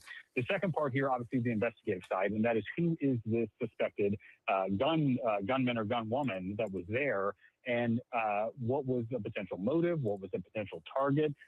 One thing that they will try to attempt to do very quickly is what they call FIDs, fully identify this individual. Do they have some type of identification on them? If not, there are various other means where law enforcement would use investigative tools to try to determine who this person was. And again, right now, the language that the Secret Service is using is that the person has been detained. We don't yet know if that person was engaged with gunfire, if that person is even alive. All of those are questions that we're still waiting to hear. So again, getting to an actual motive. And then long beyond that will be the final phase, which will be to determine, did everything happen here today as it was supposed to? The one thing that I keyed in, and I'll wrap up here very briefly, but one thing I keyed in on is this question of something happening around the metal detectors, the so-called magnetometers. Every place the President of the United States goes to is a hardened target by default. But every place outside of that venue, beyond the magnetometers, beyond the security, is inherently a soft target. You only get to a hardened target whenever you have members of the Secret Service or law enforcement actually screening people. And so that will be interesting. Building by 7 p.m. For them to do a Secret Service sweep. So there were changes to the evening because the president was there. But, normally it is a high security event every year. And this was no different. If anything, there were more to accommodate the fact that President Trump was joining us. Yeah, I agree with you, Steph. I feel like security was a little stepped up. For example, taking a look here at new video I was currently airing on talking with MS some Now in a shuttle of to right the event. We outside had to the get venue. off So we would 5 assume that blocks this short of the hotel. door There was a right here large would lead perimeter to the around venue hotel that itself. they weren't I allowing do any see traffic through, even if you had a somebody ticket to the event. laying So here on the that's just an ground and not example. quite And look, sure the that reason anything that to this do with event takes anything. place in this hotel is it's one of the most But secure yeah, this video facilities, just one now of the most secure being public facilities in Washington, aired D.C. It's designed from it MS has, Now. Like I said, a lot it's of a big because a lot of facility, correspondents and then ballroom is journalists, 2 other floors journalists are at this underground, event. and A the idea lot of is there are video and live multi-layers of security information coming in kind to of prevent rapidly. this So exact again, thing we from happening. And I appreciate just wanna you point all out just the kind of video that sticking we're with us watching, as we just it's bounce really in between remarkable. sources The actual shooting probably and took live 5 coverage seconds. of the event. And then what happened afterwards was entirely the rush of really literally hundreds of security personnel from a variety of different agencies, Secret Service, police. There was even some TSA officials there, rushing with their guns drawn and trying to evacuate the VIPs. That took much longer than the shooting itself, and created an atmosphere where you didn't know what was happening, and it seemed, almost that the threat was still there. But really, that was just people doing their jobs, evacuating the VIPs, because they didn't know whether there was a second shooter or whether the threat had been eliminated. They apparently, the man who tried to breach the magnetometer was shot and was down, but they didn't know that that was the end of the threat. And so it was a dramatic scene for minutes and minutes after the shooting took place, Steph. What's interesting, I want to bring Ali Vitali into the conversation, but was so interesting to me, Ken. The room is filled with the room is filled with reporters who are experienced in reporting in war zones or active shooter situations. So, almost immediately following, you had a room full of reporters covering the event. Ali, I don't know if we have you on video or by phone, but can you hear me, Ali? I can hear you, Steph. Give us an update. Well, at this point, the event is over, right? But I've been listening to the conversation that you and Ken have been having, and it's one that really hits on the chord of how much confusion, yes, was happening in the room, but also just how many minutes went by of people being under tables, worried, hearing people shout, get down, stay down. At one point, I think a very ill-advised USA chant broke out. The room quickly quieted after that. But again, I think you guys are coming back to the question we're going to be asking for the coming days and weeks, frankly, which is this should have been the most secure room in America, given the fact that the president, the vice president, multiple cabinet secretaries, multiple top members of Congress were all inside of it. This is a hotel that regularly hosts this event. The security posture, I recognize that maybe to some it looked stepped up, but frankly, the years that I've been there with presidents and without presidents, this is my 9th or 10th dinner, the security felt the exact same.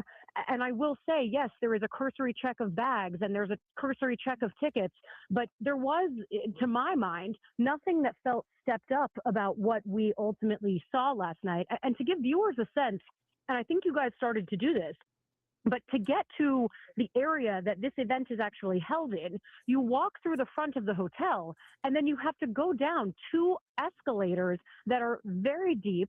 It's why it took so long for me and others to even get service to try to get on television and start talking to people, let alone texting our families, telling them that we were okay, because there is no service, notoriously so, inside this event.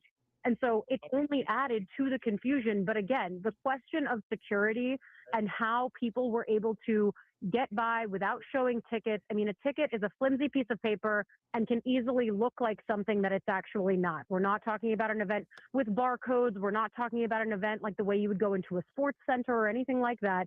And so I think that is going to be the central line of reporting and questioning for every single cabinet member who had a detail there, and there were many, as you guys have detailed, but then also for, of course, the President of the United States, and a question about what kind of threat assessment was done by Secret Service, and of course, what did the security posture look like in the room? And you have a room of journalists who, myself among them, under a table, put their phones up, tried to get a sense of what was happening on the dais, trying to call sources, trying to find those sources in the room who might have a sense of what was going on. Thank goodness for all of us trying to do our jobs, but also thank goodness for all of us being safe. I think important for all of us as we unpack this, including you guys, we were in a room that was extraordinary for what we experienced, but also immensely, immensely scary. And I'm really grateful that all of us are able to come together right now on our air and talk about it. But I also hope that we can take some stock when we go home and just, you know, say a thank you to whatever God we pray to, the fact that we are able to do that right now. 100%. I want, Allie, please stay with us. I want Carol Leonnig to join the conversation. Carol was in the room with us. One other thing I do want to point out, Allie, that really added to what a scary situation it was. None of us had service in that room. So you have this massive, massive ballroom. Ken, about how many people were in that room? It's more than 1,000. It's one of the biggest. I think it's the biggest ballroom in Washington. I thought so too. So let's say there's at least 1,000 people seated in that room, under all of us at that point under tables. Allie's saying people were trying to video, but they couldn't call home. They couldn't text anyone. You know, there was spotty service. Even when we left, really, you didn't get good service until you left the building. It's somewhat extraordinary that people stayed calm and quiet, and there was no sort of stampede or people flooding to the door. I mean, people did, but really in an orderly fashion. If you think about what it could have been, it's amazing that people stayed so calm and safe. Allie, please stay with us. Carol Leonnig, can you hear us? I can hear you. Carol, tell us what you know. We know you've got pretty extraordinary sources within the Secret Service, but you too were at the dinner with us. Yeah, what a wild night to dive under the table while we are barely done with our salad. I have a lot of thoughts about what happened here based on covering the Secret Service for some time. But let me just, because you opened the door here, Steph, tell you what the sources that I'm hearing from in the Secret Service, who are not, let me just be clear, they're not in the security detail. They're not on the counter-assault team that appeared to interact with this guy. They're not with the uniform division that are working the magnetometers, but they're people one layer outside who say the following. How in the world did someone get past the magnetometer, whether they were running or whatever they were doing? How could that happen? They're asking that question, very similar to what Ali was saying earlier. They're also telling me that a uniform division officer who works, that's a division of the Secret Service that often works security sort of on that outer perimeter, that a uniform division officer was actually struck by some sort of shot in his vest. Now, I want to emphasize that's one source, and there is another outlet that's reporting something similar, but I just want to emphasize some of these people are saying that someone at the magnetometers working on security on the outside was shot, which seems to suggest that the person who was trying to breach the dinner was armed. We just don't have enough to say that definitively, but it sure suggests and points to that. The Capitol But Carol- Hilton yeah, go for it. I do want to make sure we still do not know. Obviously, many people were at this dinner. We do not know who was being targeted. No, there is no indication right now from a protective intelligence point of view that this was intended towards Donald Trump, which is your most likely, subject in this case, because it's a dinner he announced he's going to. How do we know that? There is no yet confirmation that that was the attacker, let's say, the breacher's intention, that was his target. I will say the fact that he was coming in the same entrance, your and my table was steps away from where that gunshot was heard, where that gunfire was heard. The fact that he was coming from that entrance, which was going to be facing directly at the dais of the president, gives you some clues that he wanted to get inside a room where the president was, but we just don't know. I also want to emphasize all the other. Go ahead. Wasn't in the room yet. I just want to make sure our audience knows he had not entered the room where we were all seated, where the president was. He was still outside, not outside the building, but outside the room. That's right. The Hilton is a room with a building, and this banquet room in particular is a building with a lot of storied history when it comes to the Secret Service. Just to remind, if people don't remember this, that Ronald Reagan was nearly killed outside the Hilton, and that was within maybe 3 months of him being inaugurated as president. He was leaving a lunch, and John Hinckley Jr. had found a way into a unsecured area outside the Hilton as the president exited.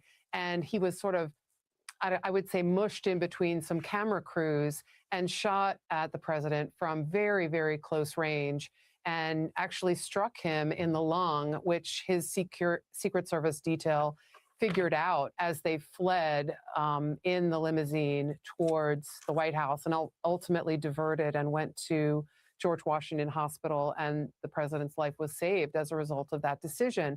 But the emphasis I'm putting on this moment in history, Steph, is this building has been fortified and analyzed about 7,000 different ways since that shooting, specifically to make it more secure for presidential visits and to make it more secure for this specific event. And so something was missed in this very incredibly complex mosaic to secure this building. I do agree with Ken. When we came into the dinner, it felt like it was definitely steeped up security. Somebody asked me 3 different times to show them my ticket before we went through the magnetometers. And so I did feel more emphasis on trying to secure this event where the president was so publicly announced to be attending. He did. Ken, you have new reporting, but I do just want to reset for people who are tuning in. This evening at the White House Correspondents' Dinner, gunfire erupted outside the ballroom, inside the venue. We believe the shooter is in custody.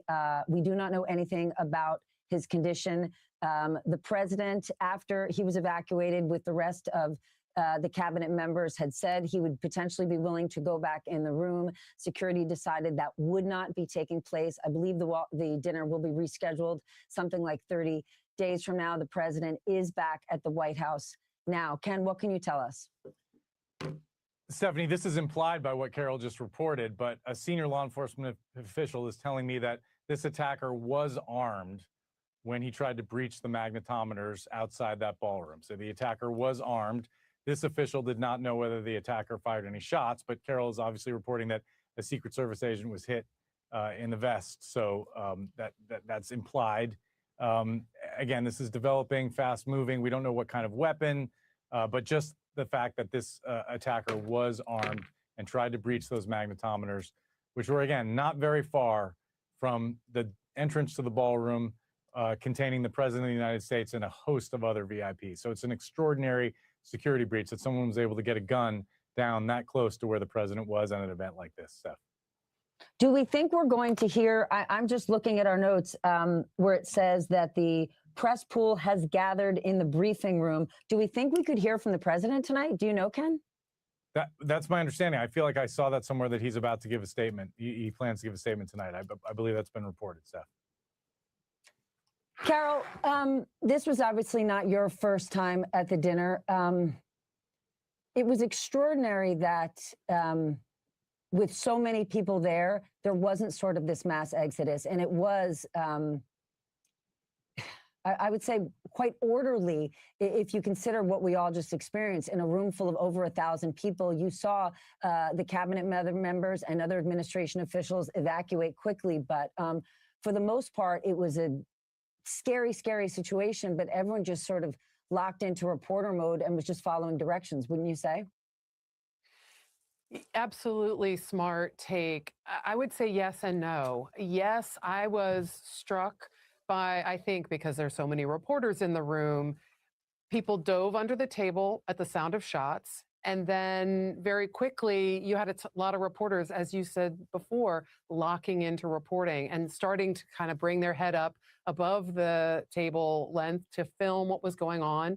To film, for example, it's not great film by me, but I have some footage of, the counter assault teams rushing onto the stage to try to deflect if any other shooter came in, if any shooter got into the room.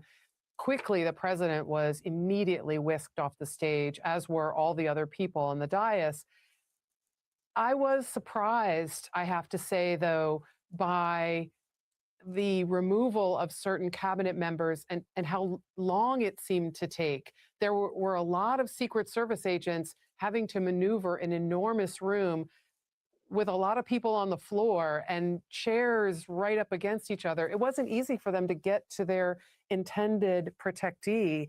And that looked a little bit disorderly to me, except for maybe the Treasury Secretary who walked right out the back with his detail right down the aisle. He may have had a better seat than others. I was surprised, as Ken was, that Kash Patel, the FBI director, was standing with his detail leader, his security detail, and his girlfriend, and they were there for almost longer than I was because we were leaving to go and report upstairs. Point. Ken and I were already outside of the room.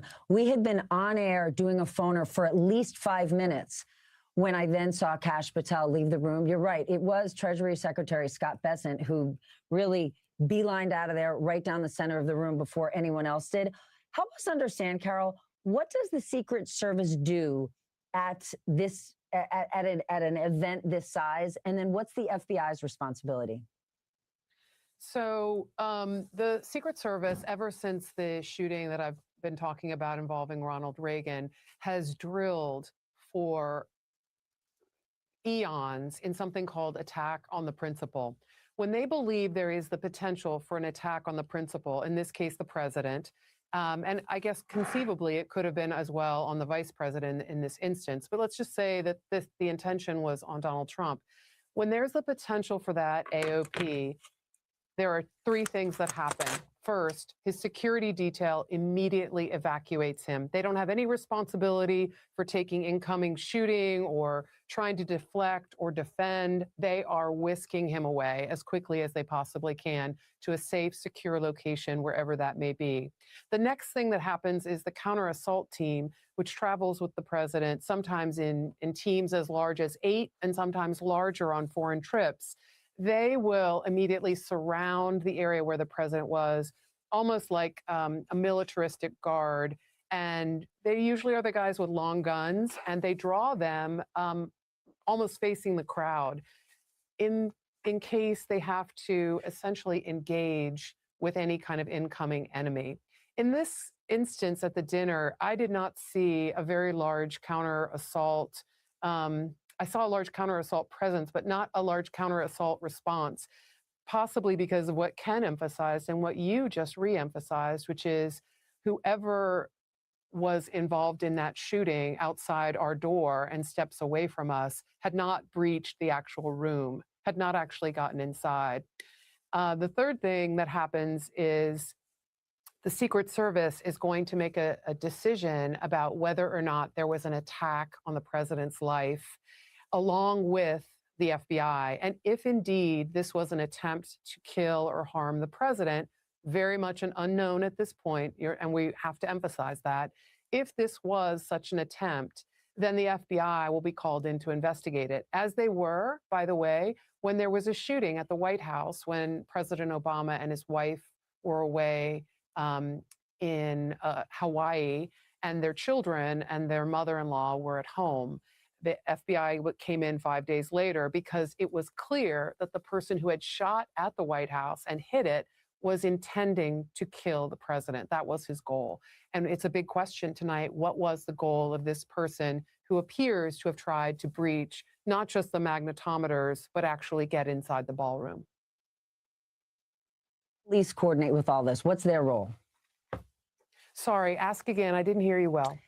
So we just went through sort of the Secret Service and the FBI, give us the third level. Where's the DC police in all of this? And given all the high profile attendees, do these different security details have a run through before the events? Do they coordinate with one another? There is, in the Secret Service, always a run-through, an extensive run-through before an event. And I'm sure this one was ×4, right? Because it is so enormous. It is a building with, as I said, full, probably the least full it's ever been when the president is expected to make an appearance here. But that's because all of the reporters pretty much who were inside this room were gathered at that ballroom inside the Washington Hilton when those shots rang out. And I was seated about 50 yards away from where the president was at the front table with the First Lady Melania Trump and also with the Vice President J.D. Vance at that table. It was actually surprising how long it took them to evacuate the president off stage because there was enough time for us to look. We saw the Secret Service running in with major weapons down that first aisle as everyone got underneath their tables and crouched. And then the president was removed from the stage. He was then taken backstage and he wanted to return to that room there, John. And he was arguing, we were told, with Secret Service that he would like to come out and return to the program. Obviously, as you later saw, he said he was going to defer to what law enforcement wanted because clearly there was a breach at the Washington Hilton and they did not want the president returning to that room. They didn't feel that in good confidence they could have him return to that room. So then we all rushed here to the White House. Obviously, you can see everyone is still in their formal wear and coming in. Secret Service was doing a magnificent job having everyone get inside so they can make it in for this briefing where Caroline Leavitt said, we are expecting to see the president come out. You can see, John, they have the seal on the lectern here in the briefing room, obviously signaling that an appearance by the president is imminent. Now, there are a lot of questions that remain here. This is a president who has faced many security threats and obviously 2 assassination attempts. And so obviously a moment like that where he is rushed off stage is not unfamiliar territory for him. And so in this moment, now that we know that authorities have identified the suspect who is at the Hilton, as CNN reported just a few moments ago, we're waiting to see what it is that the White House has learned. And I just wanted to know, John, that in the room, the cabinet secretaries and top administration officials are kind of seated sporadically at random tables. So you can see there was a difficulty in security going and making sure they could get to every cabinet member. I was seated next to the Secretary of Education, Linda McMahon, in that moment. And I mean, we were both crouched on the floor, sitting next to each other, waiting to see what was going on and learn more from the service and the security that was inside the room. So obviously we're waiting to see what the president himself has learned and what he'll say when he comes out here to the briefing room in just a few moments. But it's a heroic effort even just to get these reporters inside here, many of them running, some physically running from the Hilton to get here as we raced over to make it to this press briefing, obviously at 10:17 p.m. on a Saturday night. Okay, so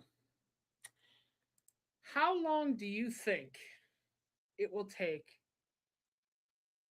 Trump to blame this on fake news or left media? How long? 30 seconds. 30 seconds. And so that's the thing, is that's the world we live in, where he's going to use this, or he blames it on Iran. He blames it on some Iran supporter, and that's why we're going to send in a bunch of bombs or something. I don't know. The thing is that this is a very weird moment because now we get to see Trump, by the time he hits the podium about an hour and a half after this event has occurred. I mean, he says something other than "my thoughts are with the downed Secret Service agent or whoever was shot. And we'll use this. There's no reason for political violence. If he says anything other than that, it's all sus. It's all very suspicious to me. I mean, I also think that he's 100% gonna blame anything but the Republican Party. Yeah, I mean, we're already seeing on Twitter from numerous Republican members, get on your knees and pray for Donald Trump. How about all the people that were in the, yeah, that's from Nancy Mace. Nancy Mace did tweet that about an hour ago. But yeah, that's where we currently stand right now. And we, at this point, are just waiting for President Trump to take the podium. Who knows if we'll see Caroline Leavitt at any point. But that's where we're at right now. We are just awaiting at this point the president to. I'm surprised Caroline Leavitt is still there because she said that she was no longer press secretary because she was due to have her child or whatever. So she's like, I'm no longer, part of this, yada yada yada. Like she literally said the other day that she was no longer part of the government. Yeah, I agree. I'm not quite sure why she was there. To begin with, I mean, she did give a quick interview right before all this happened where she was talking about Trump's speech for tonight, and she said that it will be a classic Donald Trump speech and there will be shots fired. Do with that information what you will. But as of right now, we are just awaiting the president to make some remarks and hopefully take questions from the people that were shot at tonight to see why this has occurred in the first place. But let's go back to, let's see here. Where do I want to go to at this point? Let's go back to CNN, see what they're saying. Andy, 30-year-old male, we should say, from California. Those are the only details we have right now. Suspect in custody. Sorry to interrupt you, Andy. Yeah, that's okay, John. So obviously we're going to learn a lot more about this person as the hours and days go on. But really the preliminary question for me is, are we talking about someone who simply approached a magnetometer and then engaged a firearm, or someone who got through the magnetometer and actually engaged a firearm in the cleared kind of space? That's how that question is answered is going to really, I think, set the tone of the conversation around this attempted attack, if that's in fact what it was, for the next several days. There will be a lot of questions to answer at the Secret Service if that person got through the security perimeter with a firearm.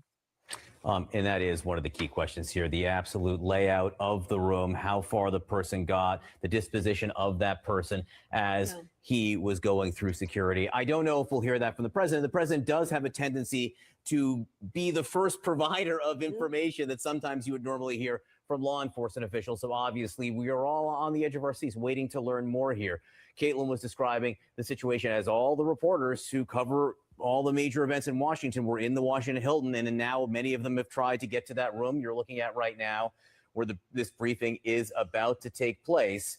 We were given a 2-minute warning about 2 minutes ago. That can be a little bit squishy. Some even running from the location of that Hilton down to the White so House. let's run everything back right before President Trump takes the stand. We were given a 2-minute warning about 2 minutes ago. So here's what we know so far. A man is in custody, apparently from California. We do have multiple people tweeting out of who that may be. We won't really say anything until it's officially confirmed. But again, for those of you just joining us, about 90 or so minutes ago, there was a shooter that had entered the Washington Hilton, where the White House Correspondents' Dinner was taking place. Nobody has been confirmed to be a fatality. However, there are multiple sources stating that a Secret Service agent was hit in the vest by a bullet. We're not sure from who. But we are just awaiting at this point for President Donald Trump to take the podium. We will, of course, bring that to you here as soon as it happens. I mean, Angela, we talk about what's occurred over the last 90 minutes. What do you think the president says at this point? I know that's a loaded question, but what does he say at this point? I feel like he's gonna 100% blame like the left hand, like the leftist news media, gonna blame fake news media. Um, especially if the shooter was a like a protester. Sure. Especially with what's been happening with like people protesting within ICE and stuff like that. Which it's still a relevant thing here. I feel like that's gonna be a constant thing that he'll call back to, and like a potential issue and call to like the repealment of the First Amendment. Yeah, I'm sure that he will definitely use this situation as some form of reasoning to further legitimize his BS tactics. And we'll see. Again, we were given a 2-minute warning about now 3.5 minutes ago, so we're working on Trump time. As to him taking, we're always working on Trump time. Are you kidding? Yeah, I'm sure he's going through his speech notes with his speechwriters. And sorry, I couldn't give that a straight face. Anyway, so yes, at this point, we have confirmed that everybody in the cabinet, President Trump, Vice President J.D. Vance, are all safe. Kash Patel was still at the event for some reason. I'm hoping to hear from him as well as to exactly what happened and why security was not as strong as it needs to be, because you had an event where you had at least, I'm going to say probably half the continuity of government protocol people there, with the different cabinet members, the vice president, the director of the FBI, secretaries of different cabinet positions. They're all on that continuity of government list. So if that's the case, you almost treat it as like the State of the Union, where you have somebody that's whatever the term is, the designated survivor. Thank you. Show with Keith Sutherland. Yeah. So to think that, and we heard Sarah Seidner just a few minutes ago on CNN basically state that all she had to do was flash her ticket, just kind of, woo, look what I got, and she was let right in. So why was security so, I'm not going to say lax, because I mean they still had the magnetometer, they still had going through, I'm assuming going through people's things. So it's interesting, at least to me, that the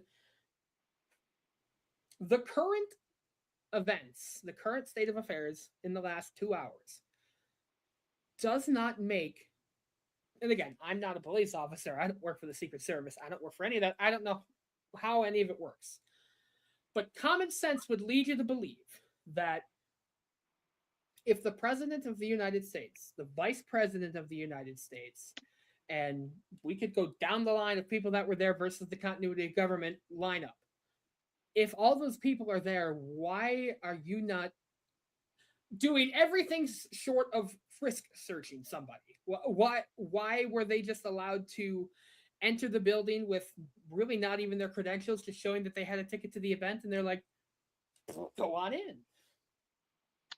I mean, I guess when it comes to like their security protocol, I suppose I wouldn't know what it was prior to this. To call back to what she said about the how like security and safety felt a little bit different this time around. I guess like, yeah, like you have to give credit where credit's due. Like they've been to these events before, and they've been doing that for some time. But at the same time, I personally am not a member of the press as far as like, in Washington D.C., like attending those kind of things. So I wouldn't know nonetheless like what it was before that. So like the only thing I can attribute things to is going to like a concert and like having to only being able to bring so much of like a wallet or whatever, like a Oh, 5x7. I don't mean to cut you off. I do apologize. We You do can have only President be Trump. so lucky so many times. Oh wow. Here's President Trump. Incredibly acted upon by Secret Service and law enforcement. And this was an event dedicated to freedom of speech that was supposed to bring together members of both parties with members of the press.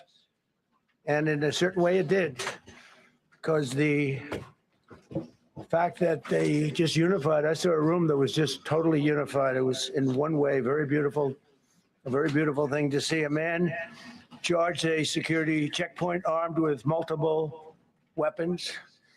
And he was taken down by some very brave members of Secret Service, and they acted very quickly and have just released, for purposes of transparency, clarity, I've ordered it to be put out. You probably have it by now, put out on Truth and put out on many of the platforms. A tape showing the violence of this thug that attacked our Constitution, and also showing how quickly Secret Service and law enforcement acted on our country's behalf. Really did a great job. One officer was shot, but saved by the fact that he was wearing obviously a very good bulletproof vest. He was shot from very close distance with a very powerful gun, and the vest did the job. I just spoke to the officer, and he's doing great. He's in great shape. He is has very high spirits, and we told him we love him and respect him, and he's a very proud guy. He's very proud of what he does, Secret Service agent. And we looked at all of the conditions that took place tonight, and I will say, you know, it's not a particularly secure building. And I didn't want to say this, but this is why we have to have all of the attributes of what we're planning at the White House. It's actually a larger room, and it's much more secure. It's drone proof, it's bulletproof glass. We need the ballroom. That's why Secret Service, that's why the military are demanding it. They've wanted the ballroom for 150 years for lots of different reasons, but today's a little bit different, because today we need levels of security that probably nobody's ever seen before. But everyone owes a tremendous debt of gratitude to the courage of law enforcement, the law enforcement, and working with the DC police. And we just spoke with the mayor.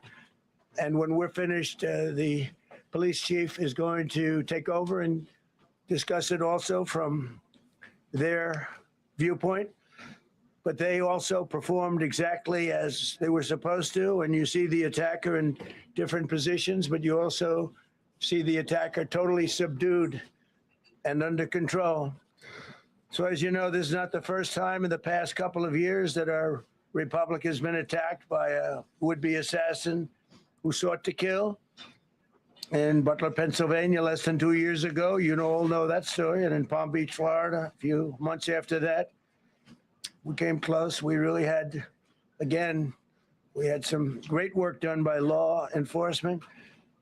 But in light of this evening's events, I ask that all Americans recommit with their hearts in resolving our difference peacefully. We have to resolve our differences. I will say, you had Republicans, Democrats, independents, conservatives, liberals, and progressives. Those words are interchangeable, perhaps, but maybe they're not. But yet everybody in that room, big crowd, record-setting crowd. There was a record-setting group of people. And there was a tremendous amount of love and coming together. I watched, and I was very, very impressed by that. But we were, First Lady and I were taken very well care of, very quickly rushed off the stage. Vice President J.D. Vance, who's here, was likewise beautifully done. He was just saying how quickly everybody acted, law enforcement, Secret Service in particular in this case, but law enforcement. Marco had the same thing. Pete was there. Pete didn't want any help. He didn't want anybody to help. He doesn't want anybody to help him, but he did get some, didn't you? And I think you also said that it was very impressive. So with that, I'd like to ask Todd Blanche to come up, say a few words, and tell you it's already underway. The man has been captured. They're going to his apartment. I guess he lives in California, and he's a sick person, a very sick person. And we don't want things like this to happen. I think it's very important that I say, though, and I told the representatives of the evening, they did such a beautiful job. It was such a beautiful evening. And again, they're talking about free speech in our Constitution. That's what it's all about, not just White House correspondence. It was really based on free speech in our Constitution.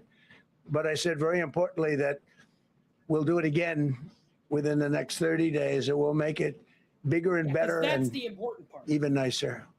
So I just want to thank everybody that was involved. I also want to thank the press, the media. You've been very responsible in your coverage. I will say I've been seeing what's been out. You've been very responsible. So Todd Blanche, I'd like to say a few words, and then we're going to have cash. And that's a great then you're idea. going to go on. We can ask, I guess we could take a couple of questions. Thank you. I want to thank the First Lady that was a rather traumatic experience for her. There was a lot of action taking place up there very quickly. But again, the response time was really incredible. And we're going to reschedule. We're going to do it again. Good, We're not going to let anybody that's the take over important our part. society. We're not going to cancel things out because we can't do that. We wanted to stay tonight. I will tell you, I fought like hell to stay. Oh my God. Why would you? The protocol. They Why said, would you, please, sir?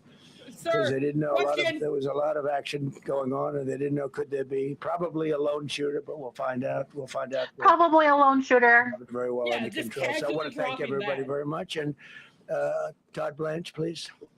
Oh boy. Thank you very much, Mr. President. Tonight you saw the very worst and the very best of this country. You saw the very worst by the actions of that coward that the president just talked about. But you also saw the very best because you saw law enforcement do exactly what they're supposed to do. And you'll see the videos come out, I expect, very shortly, and you'll see law enforcement do exactly what we want them to do. And so I echo what what President Trump just said, that we are extraordinarily grateful and appreciative of the men and women of law enforcement that did their jobs tonight, including one who was injured. This investigation is ongoing. I expect you will see charges filed shortly. The charges should be self-evident given the conduct, but as you'll hear, there will be multiple charges surrounding the shooting, around the possession of firearms, and anything else that we can get on this guy. The investigation is obviously ongoing and just started. There is federal law enforcement already working on search warrants and doing their job. I don't want to get ahead of them and don't want to get ahead of the work that they're doing even as we speak. Director Patel and I were just on the crime scene a short while ago, and everybody in this room should rest assured that the Metropolitan Police Department, the FBI, Secret Service, Patel looks everybody's terrified. on the scene doing their He looks job. hammered. I know that the police chief is going to give an update from the scene as soon as we're finished here, and I obviously will lead the details of what they have learned to him. But in the meantime, I just want to thank everybody in this room for the courage, and I want to thank President Trump for his words, and I promise you, justice will be served. Thank you, Dr. Patel. Oh boy. Thank you, General. Thank you, Mr. President. The president's absolutely right. You saw the best resolve of American law enforcement because you, Mr. President, inspire them 24/7, 365. Oh my God. You give them the resources that they need, and they know that you have their back. And that is a changing dynamic in this country. And that's why you saw brave Secret Service agents respond immediately, swiftly, subdue and take down the suspect and safeguard the lives of thousands of individuals at that hotel. Thanks to our interagency partnership with the Department of Homeland Security and the Metropolitan Police Department, the FBI was rapidly deployed onto the scene, took over the evidence response unit, is examining all the ballistics that were found on scene to include the long gun and the shell casings. We are conducting witness interviews as we speak. You will hear from our team on the scene there with the mayor and the head of the FBI field division there. But please know what the Attorney General has just said reigns no truer. You saw the very best of America tonight. The very best unite us at a time of uncertainty because we have leadership here with the president, the vice president that backs law enforcement. And the men and women that I shook their hands on the scene today could not have been prouder to show up on scene. And as the Attorney General said, make no mistake, we are conducting witness interviews. If you have any information whatsoever related to this event, 1-800-CALL-FBI, 1-800-CALL-FBI. No piece of information is too small. No piece of information is inadequate. We will evaluate it all. We will also be conducting interviews of those that were there. And if any of those individuals have information, please come forward to law enforcement or the FBI or the Metropolitan Police Department. We will be examining this individual's background thoroughly. That process has already started. And we are going to ensure that he was either a lone wolf actor or anyone else that was responsible. You We should will know this analyze all already. evidence immediately to make sure that we safeguard this country. Mr. President, Mr. Vice President, thank you for your leadership. Attorney General and Homeland Secretary Marlin, thank you for your partnership in law enforcement. Shots on me. Okay, we'll do a couple and then we go to the chair. Madam Chairman, I just want to say you did a fantastic job. What a beautiful evening, and we're going to reschedule. That's the important part. After that, it's very tough for her to ask a killer question, right? But you have done a fantastic job. Please. Mr. President, I appreciate it. As you mentioned, it all happened so quickly. Yeah. And I wonder, especially because unfortunately you have experience with these sorts of threats, in that moment when you realized there was a threat and service agents were telling us to get down, can you describe what was going through your mind, how you were feeling in that moment? That's a very good question, actually. It's always shocking when something like this happens. Happened to me a little bit, and that never changes. The fact we're sitting right next to each other, First Lady, am I right? And I heard a noise and sort of thought it was a tray. I thought it was a tray going down. I've heard that many times, and it was a pretty loud noise. And it was from quite far away. He hadn't breached the area at all. They really got him. But so it was quite far away, but it was a gun. And some people really understood that pretty quickly. Other people didn't. I was watching to see what was happening. Probably should have gone down even faster. Melania was very cognizant, I think, of what happened. I think she knew immediately what happened. She was saying, "That's a bad noise." And we were whisked away along with other people, but we were really whisked away. And again, the performance of the Secret Service and the police, all of the law enforcement, I thought was really good. So it was very quick. There wasn't a lot of time to be thinking because it was a matter of seconds before we were out the door and gone into an area. We very much, and you wanted to too, we very much wanted to continue it because I don't like to let these sick people, these thugs, these horrible, horrible people change the fabric of our life, change the course of what we do. So we held out. You were there. We held out right till the end, but they didn't want to take a chance, and I understand it was protocol. But we're going to be doing one hopefully within the next 30 days or sooner, and I am ready, willing, and able. And I was all set to really rip it. And I said to my people, this would be the most inappropriate speech ever made if I said one. So I'll have to save it. I don't know if I could ever be as rough as I was going to be tonight. I think I'm going to be probably very nice. I'll be very boring the next time, but we're going to have a great event. And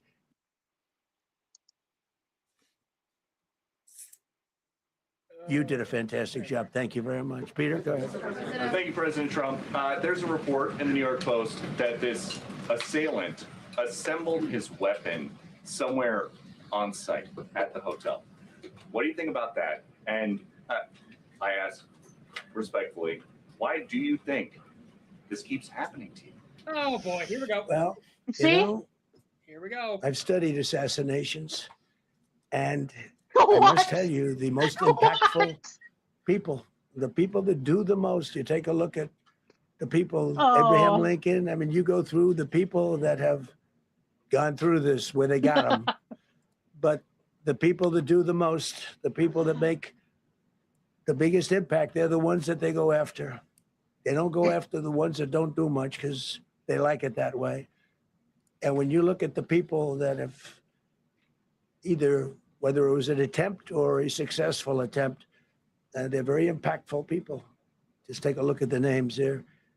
The big names, He can't name And any. I hate to say I'm honored by that, but I've done a lot. We've done a lot. We've taken He's this studied country, and we were a assassinations, laughing stock for years, and now we're the hottest country anywhere in the world. We've changed this country, and there are a lot of people that are not happy about that. So I think that's the answer, Peter. And after Butler, your team for a while rethought outdoor events. Yeah. Do you think that you now need to rethink No. indoor? Well, but then you just don't do events. No, I can't do Okay. that. I have to. It is what it is. We have to do it. Oh my God. The room was very, very secure. He charged from 50 yards away, so he was very far away from the room. And what do you think when you saw the video of how fast he was running? He was moving. He was really moving. It's Naruto And the reaction sprinting. time was great. Boy, those guys, they had their guns drawn literally by the time he was there. They were shooting. That's right. I thought they were very impressive. And if I didn't, I'd let you know. I'm not going to be, I would not stand for that. No, I thought they were very impressive. Thank you, President Trump, and thank you for updating us on the Thank you. suspect earlier. Were you aware of any threats? Was your team aware of any threats beforehand? And do you believe you were the target of this tonight? I guess. I mean, these people they're crazy. They're crazy. And, you never know. He was very far away from me. He had to go through a lot. We had resources all over. We had resources sitting at tables, literally in disguise, sitting maybe at your table, who knows? But we had people all over the room. So he had a long way to go. That was really a first line of defense, and they got him. And they really, they acted incredibly. No, there was no notification. We had no idea. Go ahead, Do you know Kevin. any political motivations from this? Well, you never know. Now, we'll be able to tell you that maybe by tomorrow or the next day. He's in custody, and they're asking him a lot of questions. I guess they're going over, Todd, and they're already at his apartment. He lives in California. Yes, sir. And they're over there, so they'll be able to tell you. Thank you, Caitlin. President Trump, did the suspect say anything, or was he wearing anything that would allege some type of motive here? No, I mean, he was a guy who looked pretty evil when he was down. They had him down. He was fighting hard. He was in my opinion, a sick person. Who would do that but a sick person? Oh, a sick But I think you're person. going to find everything about him. No reason to talk about it now. But tomorrow at this time, long before this time, you're going to know Oh. a lot of things about him.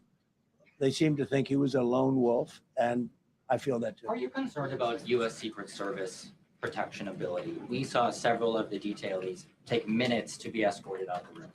No, they acted very quickly. No, I was very impressed by Secret Service. I mean, I'm the one, and Mark Wayne, you would agree with that, I think. Absolutely. I'm the one that would complain. You don't have to complain for me. I would be complaining. I'd be up here right now saying they didn't do their job. Oh, believe me, because, it's my life. And I want to live because I want to make this country great. That's why I want to live. But when you're impactful, they go after you. When you're not impactful, they leave you alone. Okay, a couple of more. Go ahead, please. Is there any indication that this shooting could have been linked to the war in Iran? I don't think so, but you never know. We're going to know a lot. We have the best people in the world working on it, and we're going to know a lot. Please. Mr. President, there's a lot. You, as well as some of us who have covered Butler, experienced another horrific day 2 years ago. Yeah.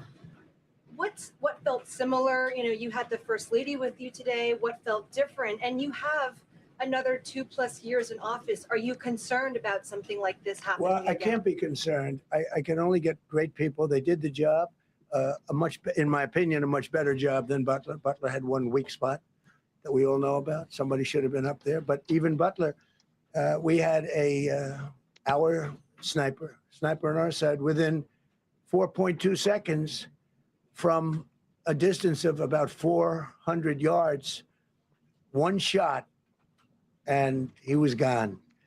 And if he didn't do it now, he's David. His name was David. I say, hello, David, every time I see him. David, I like you very much, David. But think of that. Now, if he doesn't hit him, and he hit him right between the eyes from 400 yards without any notice, nobody knew. He heard a sound. He looked over, and there was actually a tree that was somewhat in his way. You know the story very well. And he aimed, he fired. And if he didn't do that, beyond me, you would have had a lot more people killed. We lost one great person and 2 people very badly hurt. They're okay now. But no, that was so. In a sense, that was pretty amazing the job they did. But they did have that one weak spot, as you know. They should have had that covered. Tonight they had everything covered very quickly, and he was fast. He was running full blast, and they got him before they got any further. I was very far away. He hadn't anywhere close to breach the doors of the ballroom. The ballroom was sealed, and everybody in there. That's why once those doors opened, they didn't want to do tonight. If the doors weren't opened, we could have probably done it tonight. But I think we're much better off rescheduling. Yeah, please. Mr. President, for you and perhaps law enforcement as well, what is the level of confidence that this was a lone actor? And has the suspect made any statements to police while in custody? Yeah, I think it's just it's not my profession. We have great professionals up here and outside that have been working with us. My impression is he was a lone wolf, whack job. These are crazy people. These are crazy people. And they have to be dealt with. We had that in the second attempt, as you know, and he's spending life in prison. Because if you let him out, they'll probably, if he serves 10 years or 15 years, you let him out, he'll probably try it again with somebody else. They're sick people. We have a lot of sick people. But you're going to know, I think very shortly, you're going to know, Todd, a lot about him. You're going to know a lot about him. Yeah, a couple of more. Yeah, please, go ahead. Are you concerned about political violence? This could be politically motivated. All violence. I'm concerned about everything. Look, but I can't be so concerned that you can't function. No, I'm here. It's a dangerous profession. I tell the story, race car drivers, I think it's very dangerous. So if you take 1% and then take about 10% of 1%, just to break it down very easily, they die. So much less than 1%, 10% of 1%. I think bull riding is very dangerous. If you take about the same 10% of 1%, much less than 1%. But if you take presidents, it's 5.8%. And about 8% are shot at. So nobody told me this was such a dangerous profession. If Marco would have told me, maybe I wouldn't have run. Maybe I would have said, I'll take a pass. No, it's a dangerous profession, but I don't view it that way. Look, I'm here to do a job. As part of the job, it is a dangerous. I can't imagine that there's any profession that's more dangerous.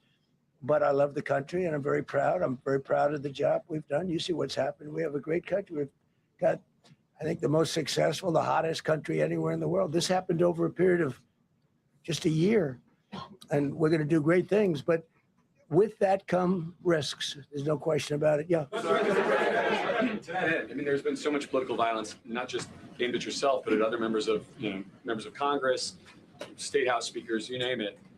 Is that just the cost of doing business to do politics in America anymore? Yeah. Well, what does that say about our elsewhere country? too? We're not the only country. You look at this great violence with all countries. I was talking to somebody from another country today, and they have numerous assassinations of political figures all over the world. You look at South America, it's like some of the numbers are just horrific. It's dangerous. It's dangerous stuff, whether it's here or someplace else. No country is immune. No country. Good question. At this point? Well, probably if I decided to just not do much, if I let everybody rip us off and take advantage of us. Look, we're leading the world in trade now. We're leading the world in the military. We're the greatest military in the world. I rebuilt it in my first term, and now we use it because we have no choice. We can't let, as an example, Iran, we can't let them get a nuclear weapon. Everything will be peanuts compared to that if they ever were given a nuclear weapon, and they'd use it too. Marco and I were talking about it today. They would use it without even hesitation. We can't do that. It was a shame. I said, oh boy, look at the numbers. We just broke 50,000 in the Dow. We just broke 7,000. Whoops. Now what did you do? I hit the wrong button.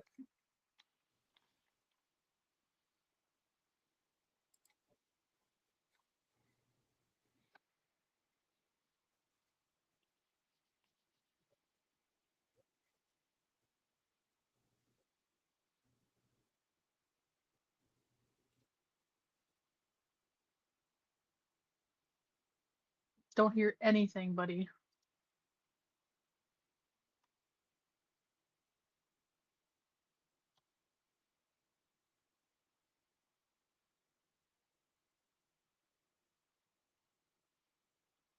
Target. If I wasn't doing that, I guess I'd be There we go. a target, but I'm Much honored to better. be. Okay, one more question. Go ahead.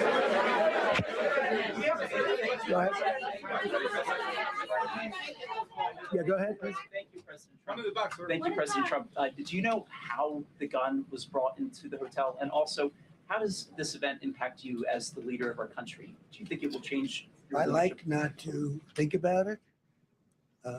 I lead a pretty normal life, considering it's a dangerous life. I think I handle it as well as it can be handled. I think a lot of other people, you read stories where they become basket cases. To be honest with you, I'm not a basket case. I really take it as it is. I do it for the country. I'm not doing it for any other reason. I have a first lady who's doing a terrific job. She loves the country, and she recognizes it better than anybody. She's told me numerous times. She said, "You are in a dangerous job," but that goes along with her too. I mean, it's dangerous for her too. We sat there tonight. We heard that noise, and it was either a tray or a bullet. I was hoping it was a tray, but it wasn't. And again, we had some very brave people doing a great job, so we're very proud of them and happy with them. I just want to thank everybody. They will be able to give you all that information as to the names and everything else. I think we released the names already. Most of you would have it, but his name. We appreciate it. I see so many tuxedos and beautiful dresses.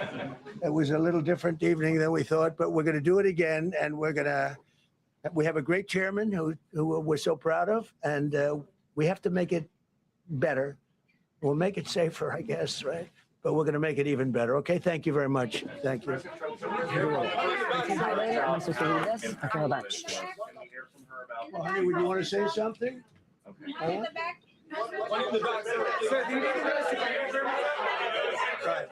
Millions of people across the globe, in fact, are watching you. You demonstrated courageous leadership, and thank God you're alive. All of us are alive today. What is the message that you want to give to the world that this should change? What corrective measures can we take from here on? Well, all you can do, look, I don't care how many people you have, how good they are.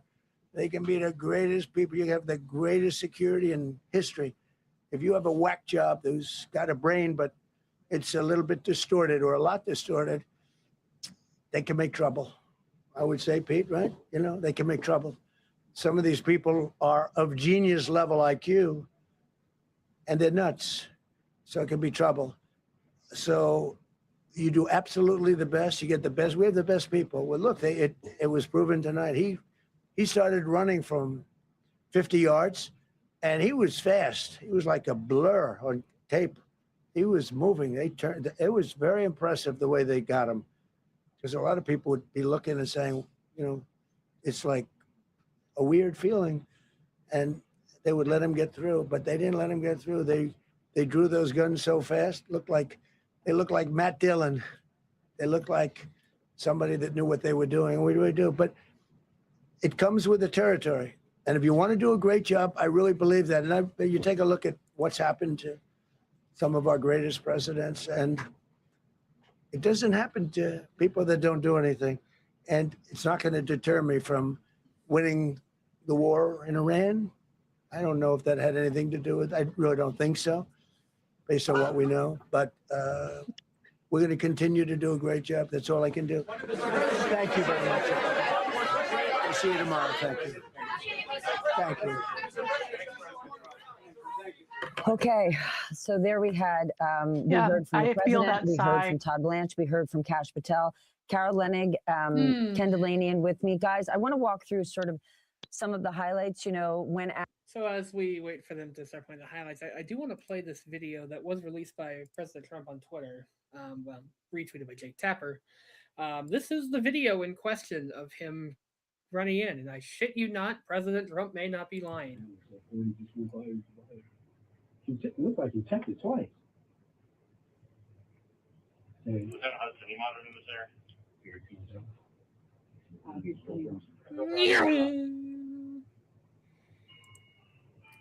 That's it. Shall I post it as soon as? He I mean, literally he went. Okay, run again. Here comes in. I mean, he looked like he was running at a normal speed. I don't know. That looked pretty pretty fast. People tonight did a much better job. Yeah, we He just was need asked to about see political what we violence learn in over the US, next and he said it's not just here, it's in all countries. 3 hours. I No know one that is we were immune. told that Todd Blanche did we'd say, be the getting a acting press attorney conference with general, police that chief as he well expected from the charges to scene. be filed shortly. I thought it was interesting that, and it sort of hit home for me, guys, that Kash Patel said that agents were conducting witness interviews as the guests were departing the Hilton. So if you just think about this, you had reporters who were in the room who were taking notes because they were leaving the building to go report on this news event. And as they were leaving the building, the Secret Service was then, FBI agents were then questioning them because they themselves, as those reporters, were witnesses to this horrible event. Carol, what were your takeaways? I'm really glad you focused just then on Todd Blanche's remarks and how they marry up with some of President Trump's remarks. When he said you can expect charges soon, the president said something, and Todd Blanche did as well, about them being self-evident. It struck me that they're planning to charge him with attempting to kill the president.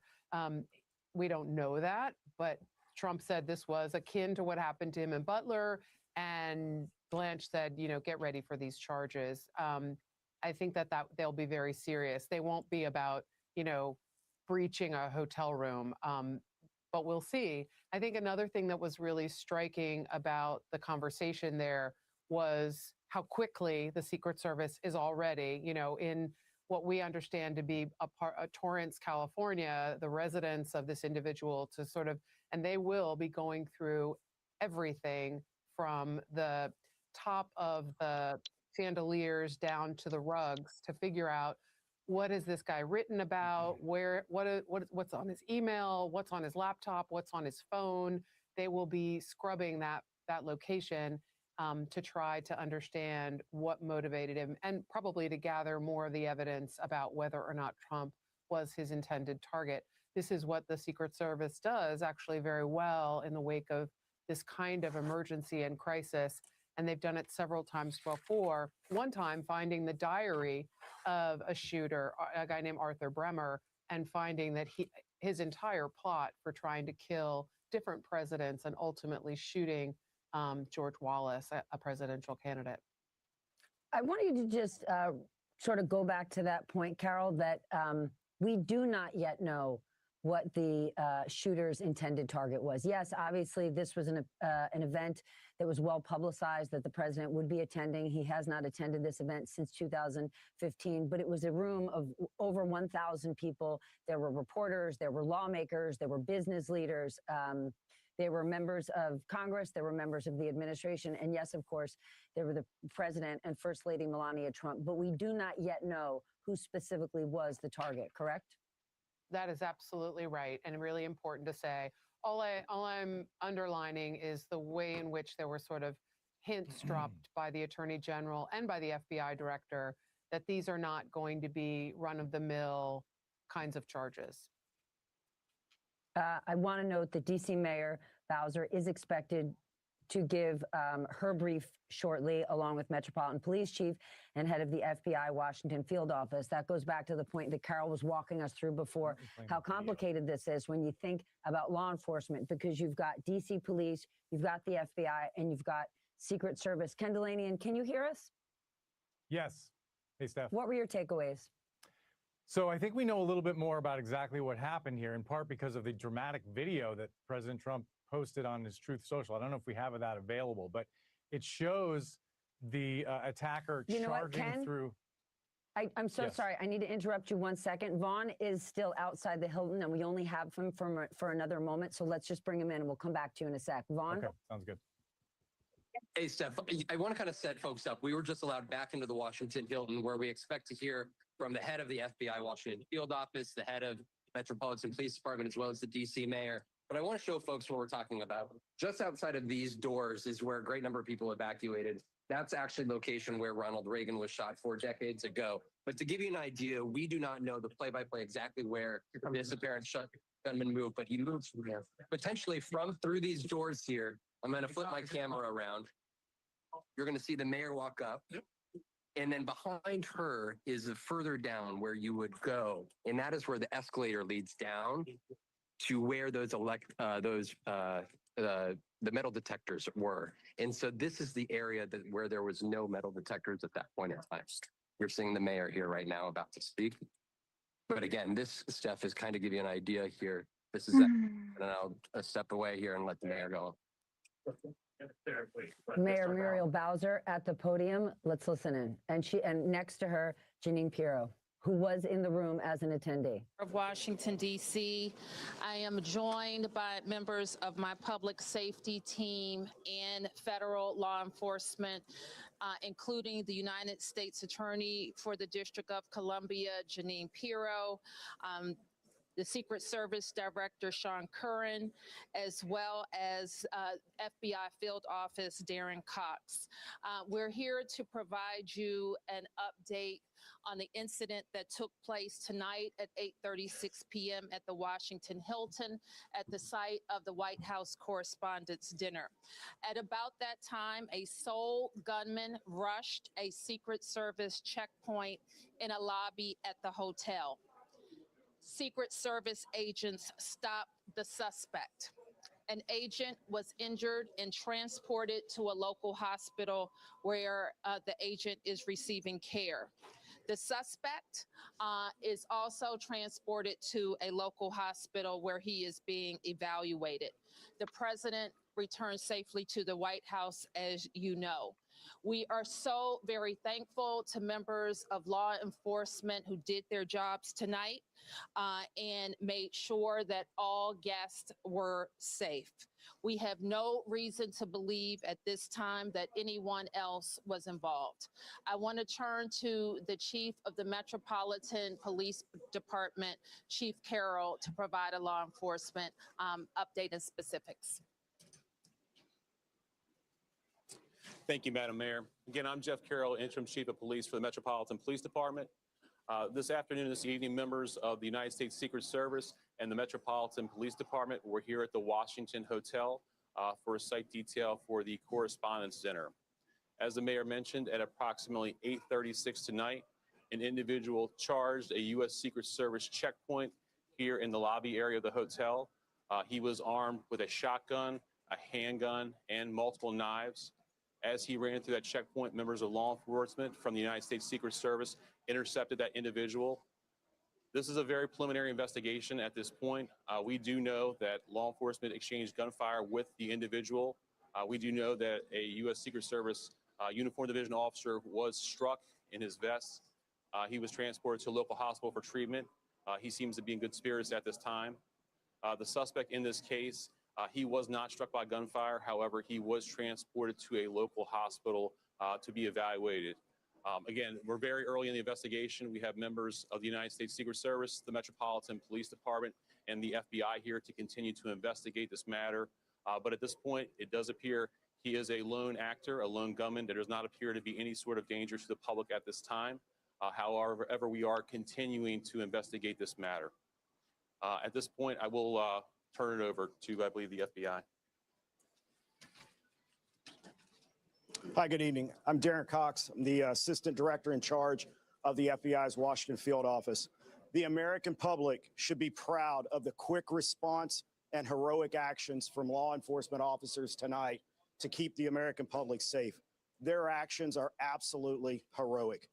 The public should also rest assured that there will be no stone unturned during this investigation. The FBI currently has our Joint Terrorism Task Force here on scene, along with our criminal division, our crisis response team, and agents from across the country are working on any leads that may come in this investigation.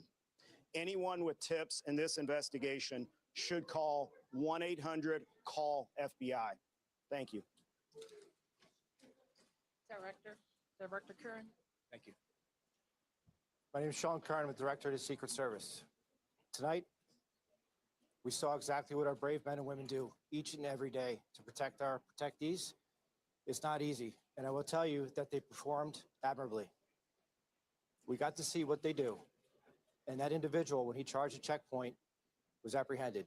It shows that our multi-layered protection works, and I'm grateful to our partners that help assist us with building these sites and protecting these sites.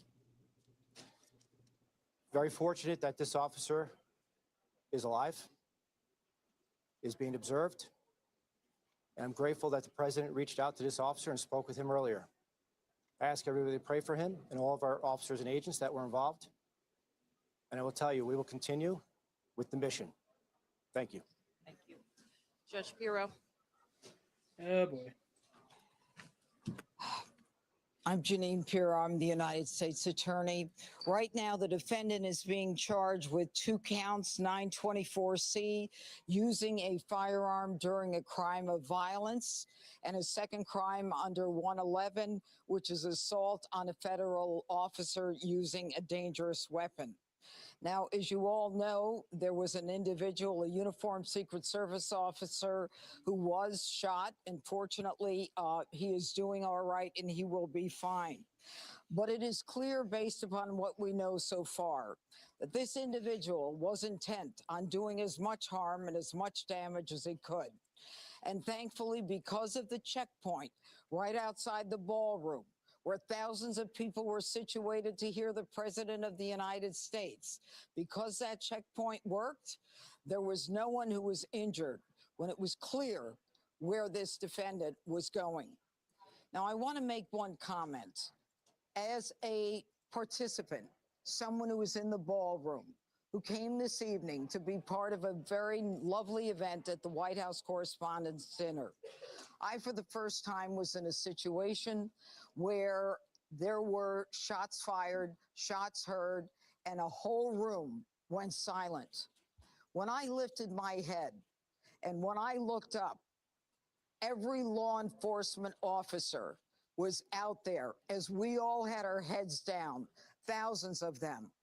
These are the men and women every day who do what they do silently, and they do it with courage and with dignity. Thank God for our partners, the FBI, the Secret Service, the Metropolitan Police. All of them tonight acted so quickly that they prevented what could have been a horrific event where we were all sitting there in one room.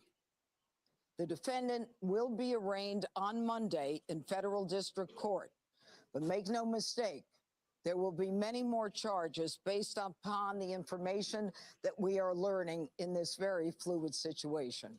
Thank you. I'll take a few questions. Right here in the front, right here in the front. That this suspect is specifically targeting the president, and is he talking to law enforcement now? Chief. Sure. So at this point, what we know is we know the individual charged a checkpoint with a firearm in his hand. We know he was running in the direction of the ballroom that the president was in, as well as other cabinet members. So what his specific motivation was, we can't say at this point.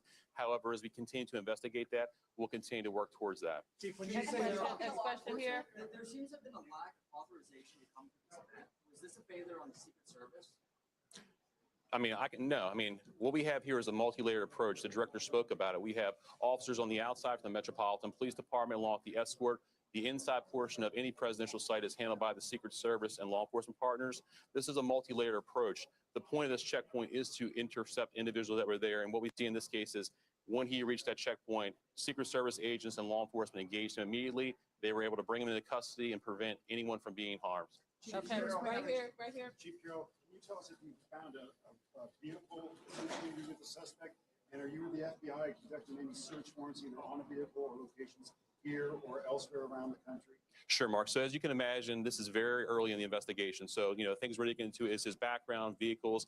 Those are all things that the FBI, the Metropolitan Police Department, and the Secret Service are working together jointly to determine, is there anything else that's available? So I would imagine as we continue to go through this investigation, there will be additional search warrants and things of that nature as the investigation progresses. Is the suspect known to law enforcement? At this point, he was not known to the Metropolitan Police Department. I can tell you that. Right here. There are multiple other parties and events happening associated with this weekend tonight. Is there any reason to believe that there will be security concerns at those events? Are there preparations being made Absolutely not. So we have no indication. This is an isolated incident with one individual is the information that we do have. However, we do have additional officers across the city that are giving special attention. We do know there were some after parties and events that are planned that we will be providing coverage for those events. Yep. Chief, right here. The president said that this is not a particularly secure building. Do you agree with that assessment? I'm not exactly 100% familiar with this building. I do know in this incident tonight, I know there was a security plan that was developed by the Secret Service that the Metropolitan Police Department assisted with, and I know that security plan did work this evening. Right here. Thank you so much. You know, if President Trump was a target of this attack, and can you speak to the reporting about the suspect assembling a long weapon to get into the ballroom? Yes, as we said before, we do know the president was inside the ballroom. We know there was cabinet members and many guests in there. Who specifically he was targeting at this point, that's part of the investigation. We do know that he was armed with a shotgun when he ran through that checkpoint, so that would look like a long weapon in video. All right, right here, right here, right here. Clarify, earlier you said there was an exchange of gunfire. Did the suspect fire any shots? And did the uniformed officer, do you know yet which weapon he was shot? Yeah, obviously, we're only a couple hours into this incident, so we don't have that level of information. The FBI's evidence response team is here. They're processing the scene. So as the investigation develops, all that information will be figured out with the ballistics. The ATF is also on scene here with us. So the suspect did or did not fire a shot? Sure. So again, it's very preliminary information. We do believe he did. However, as the investigation determines, we'll pull the shell casings. We'll be able to get more information as we review more evidence. We're very early in the investigation. All right, we can take a couple more right here, and one more over here. Thank you so much. So, the president said that he wants there to be another event within 30 days. Given what happened tonight, do you have any sense of what additional security measures might be put in place to ensure that something similar does not happen again? Sure. I'll toss it to the Secret Service. Yep, this is what we plan for every day. So we take each and every case and we evaluate it and we do site assessments. And that's why we go out and build these sites per what the event is. And that's how we go about our business. Will there be any changes or added measures given that this did happen? We're going to have to evaluate this evening. Thank you. I understand. Is there any indication how the suspect got into the hotel? Was it a guest here searching rooms? Sure. So preliminary information, we do believe he was a guest here at the hotel. We have secured a room here in the hotel. And again, we'll go through the appropriate procedures to determine what was inside there. But that is secure. At this point, like I said, we believe he is the only suspect in this case. Okay. To jump on that question, I understand the multi-approach to security, but to walk in with a weapon of that caliber and get all the way to the ballroom, the level seems to be quite an extraordinary feat. How does that happen? Sure. So again, I mean, we're very early in the investigation. So we'll have to determine, we'll go through video across the hotel to figure out how the gun got in, how it got down here. Those things will come through the investigation. At this point, we don't have that level of detail. Okay, last one. Yes, video appears to show the president falling down and being escorted out. Was he injured at all during his evacuation? No, we don't have any information that he was injured. Could you clarify how he was detained? If he was not shot, could you clarify how he was detained? Sure. So law enforcement right here in this very area, they actually tackled him to the ground and handcuffed him. How many people are in the hospital? Can you give us his name? Not at this time. We will release his name, Mark, once we have all the information. Again, we're still running a lot of things down. How many people Judge. In the hospital, so we have the Uniform Division Secret Service officer who's being evaluated at the hospital who took a round to the vest, and the suspect is being evaluated, but he was not struck by gunfire. Mr. Bureau, are you looking at any terrorist charges? Well, as the chief just indicated, we're very early in this investigation, but make no mistake, if there is anything like that, we will find it and we will file it. Thank you, guys. Thank you. Thank you. Thank you. Yep. All right, so let's break down kind of what we That's heard a so lot. So I far, wanna- and that was they just said there that was a whole mess of information. So let's kind of break it down from the beginning. We started with Mayor Muriel Bowser, mayor of DC. where she confirmed an agent was injured. Suspect transferred to the hospital. She does believe that there is no reason to believe anybody else was involved in this act. We then heard a lot of information from what's his name? From the somebody posted here. Jeffrey Carroll, who is the interim chief of Metro Police. Suspect had a shotgun, handgun, and multiple knives. Gunfire was exchanged with the suspect, although it does not appear that he was struck by any gunfire. The FBI did sign off on the scene, and it's unknown if the suspect fired a gun towards police or if they actually exchanged gunfire. It was believed as well that he was a guest inside the hotel. Again, they are also unsure how the suspect was able to breach security through the checkpoint. And then we heard from Sean Curran, who's the director of Secret Service. He's fortunate that the officer is alive. The president has reached out to the officer. He does say this is what we planned for, and they will have to reassess the event location. Now, one thing I do want to tackle here a little bit is the charges against this 31-year-old suspect. We did hear from the whatever her title is, Janine Pirro, that there are 2 counts currently being filed under 924C, which is using a firearm to commit a crime. Also a charge of assault on a federal officer. Now, my immediate question is, if they do believe this was a attempt on the president's life, why is he not being charged with those? 18 USC 1751, attempt to kill the president of the United States, or 18 USC 871, threatening the life of the president of the United States, and that also does cover the vice president and others, president-elect, if there was one in this instance, members of the cabinet, things like that as well. So, again, at this point, I think we should kind of break that down just a bit. Again, it's very early in this whole situation as we see this video being now sent over by MS Now as the suspect. Literally, it looks like he's Naruto running just right by security. But again, the question is, if they were indeed that far down, as multiple sources have stated, how did the suspect get down there with those weapons? I think that's the first question here. Lack of security, like security individuals. Yeah. And, we heard again from Sean Kern, is like, the FBI did their job. This is what we planned for. It's not really. So the fact that now this has happened twice in the last, 2 years? Butler was like 2 years ago, right? Ish, 2024. Yeah.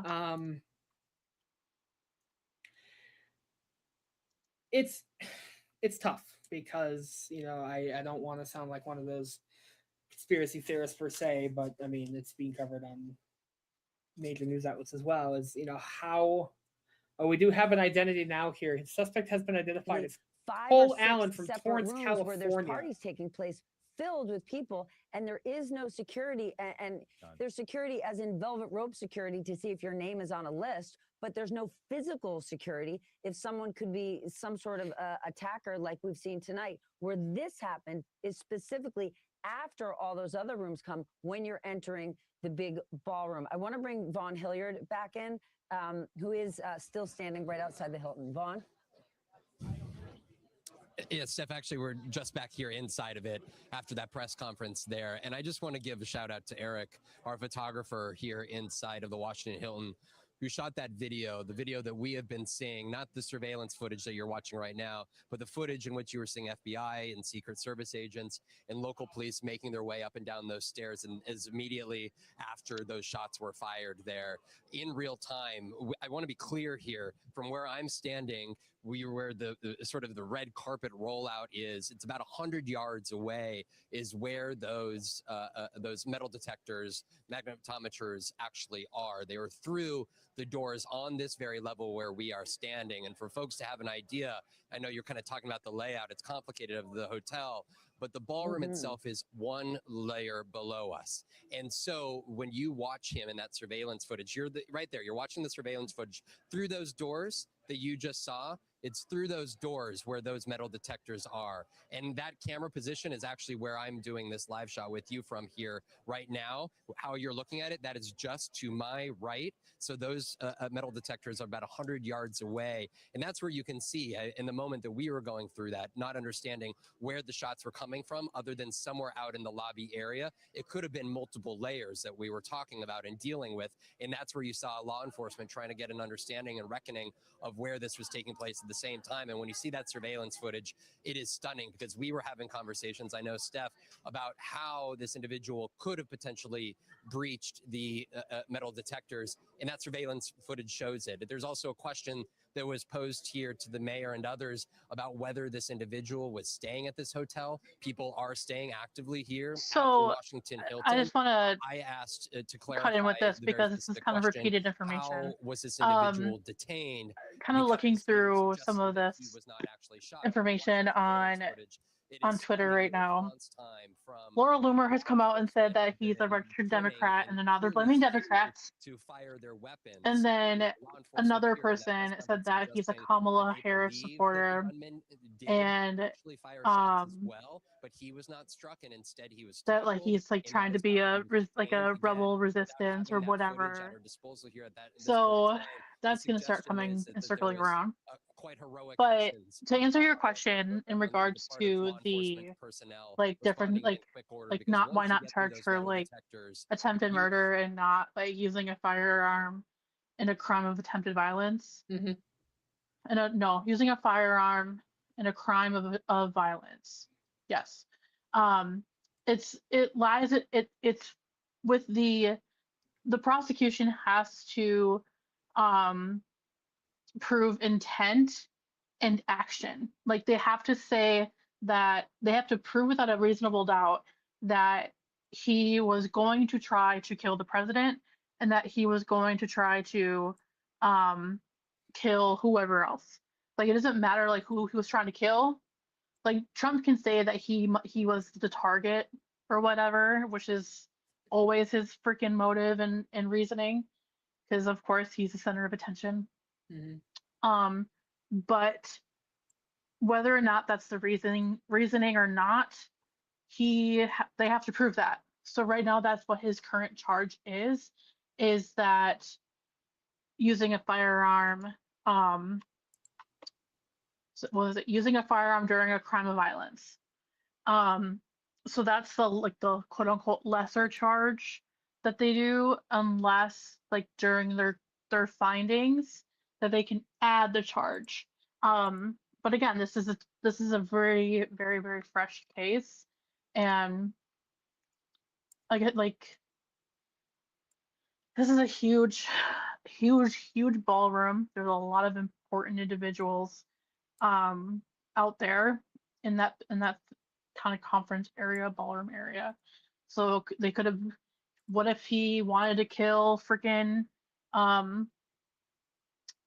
like JD Vance or Pete Hegseth? Like he could have been after anybody.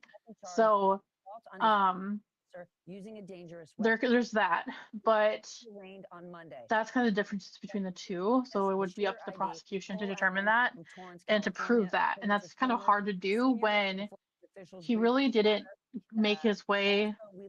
He really wasn't able to get that far. Years old. We have that according to two law enforcement officials. I can't hear you now. Rob D'Amico, MS Now Hello? National Security and Intelligence Analyst. Rob, You're just clicking on all the buttons. I'm clicking on all the buttons. I can hear myself, so. This is your industry. This is your field of expertise. From everything. But yeah, you've learned so I mean, tonight, yeah, I mean, at there's this a lot of point, info we coming move at you. forward with. What are your biggest takeaways? What do we need This to is know? I still where can't hear you. a lot of people are going to start to go down rabbit holes, conspiracy theories, what have you. I don't think either of the lives can hear you. We're pressing on too many buttons. I can hear myself. I can hear my audio.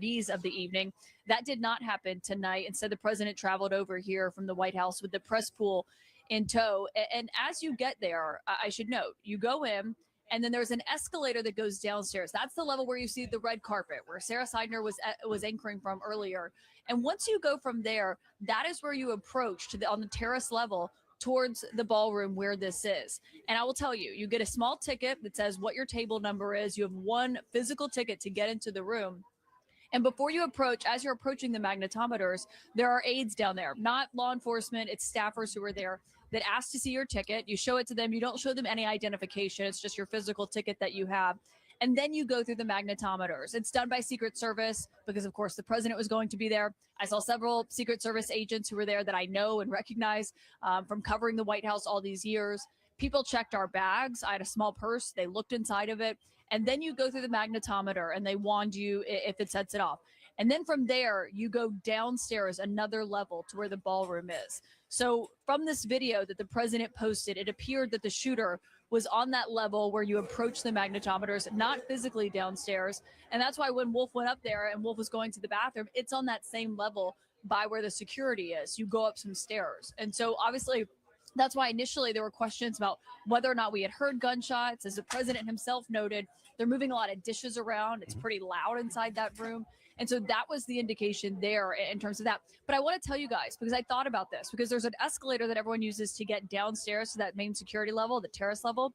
I took an elevator down. There was no one checking my security or anything, getting into that elevator. I went downstairs, walked out, and then walked in. And so when you walk by that, there's a restaurant in this hotel. I think there's about 1,000 rooms.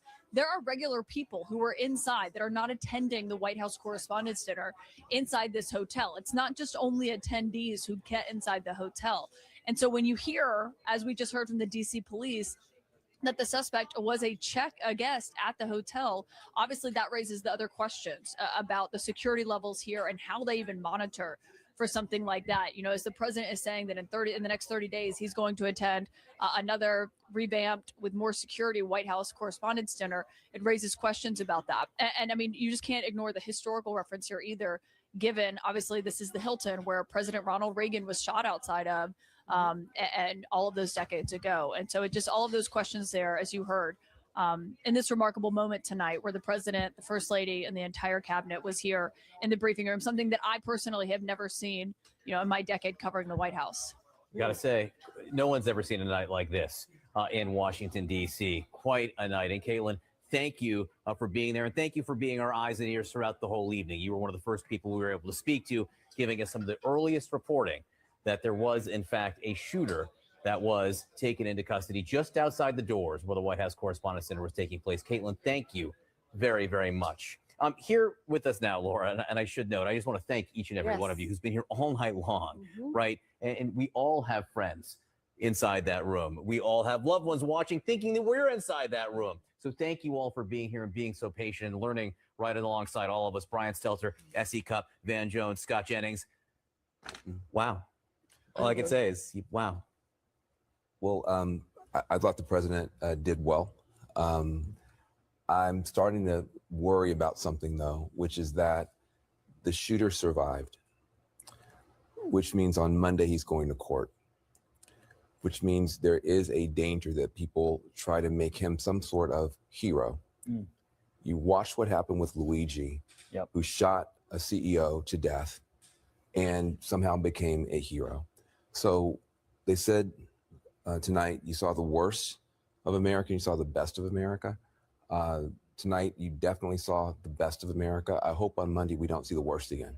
I just want to say very clearly, this kind of despicable behavior has no place in America. It has no place on the right. It has no place on the left. We don't know if he was there because he wanted to hurt Democrats or Republicans. Both were there.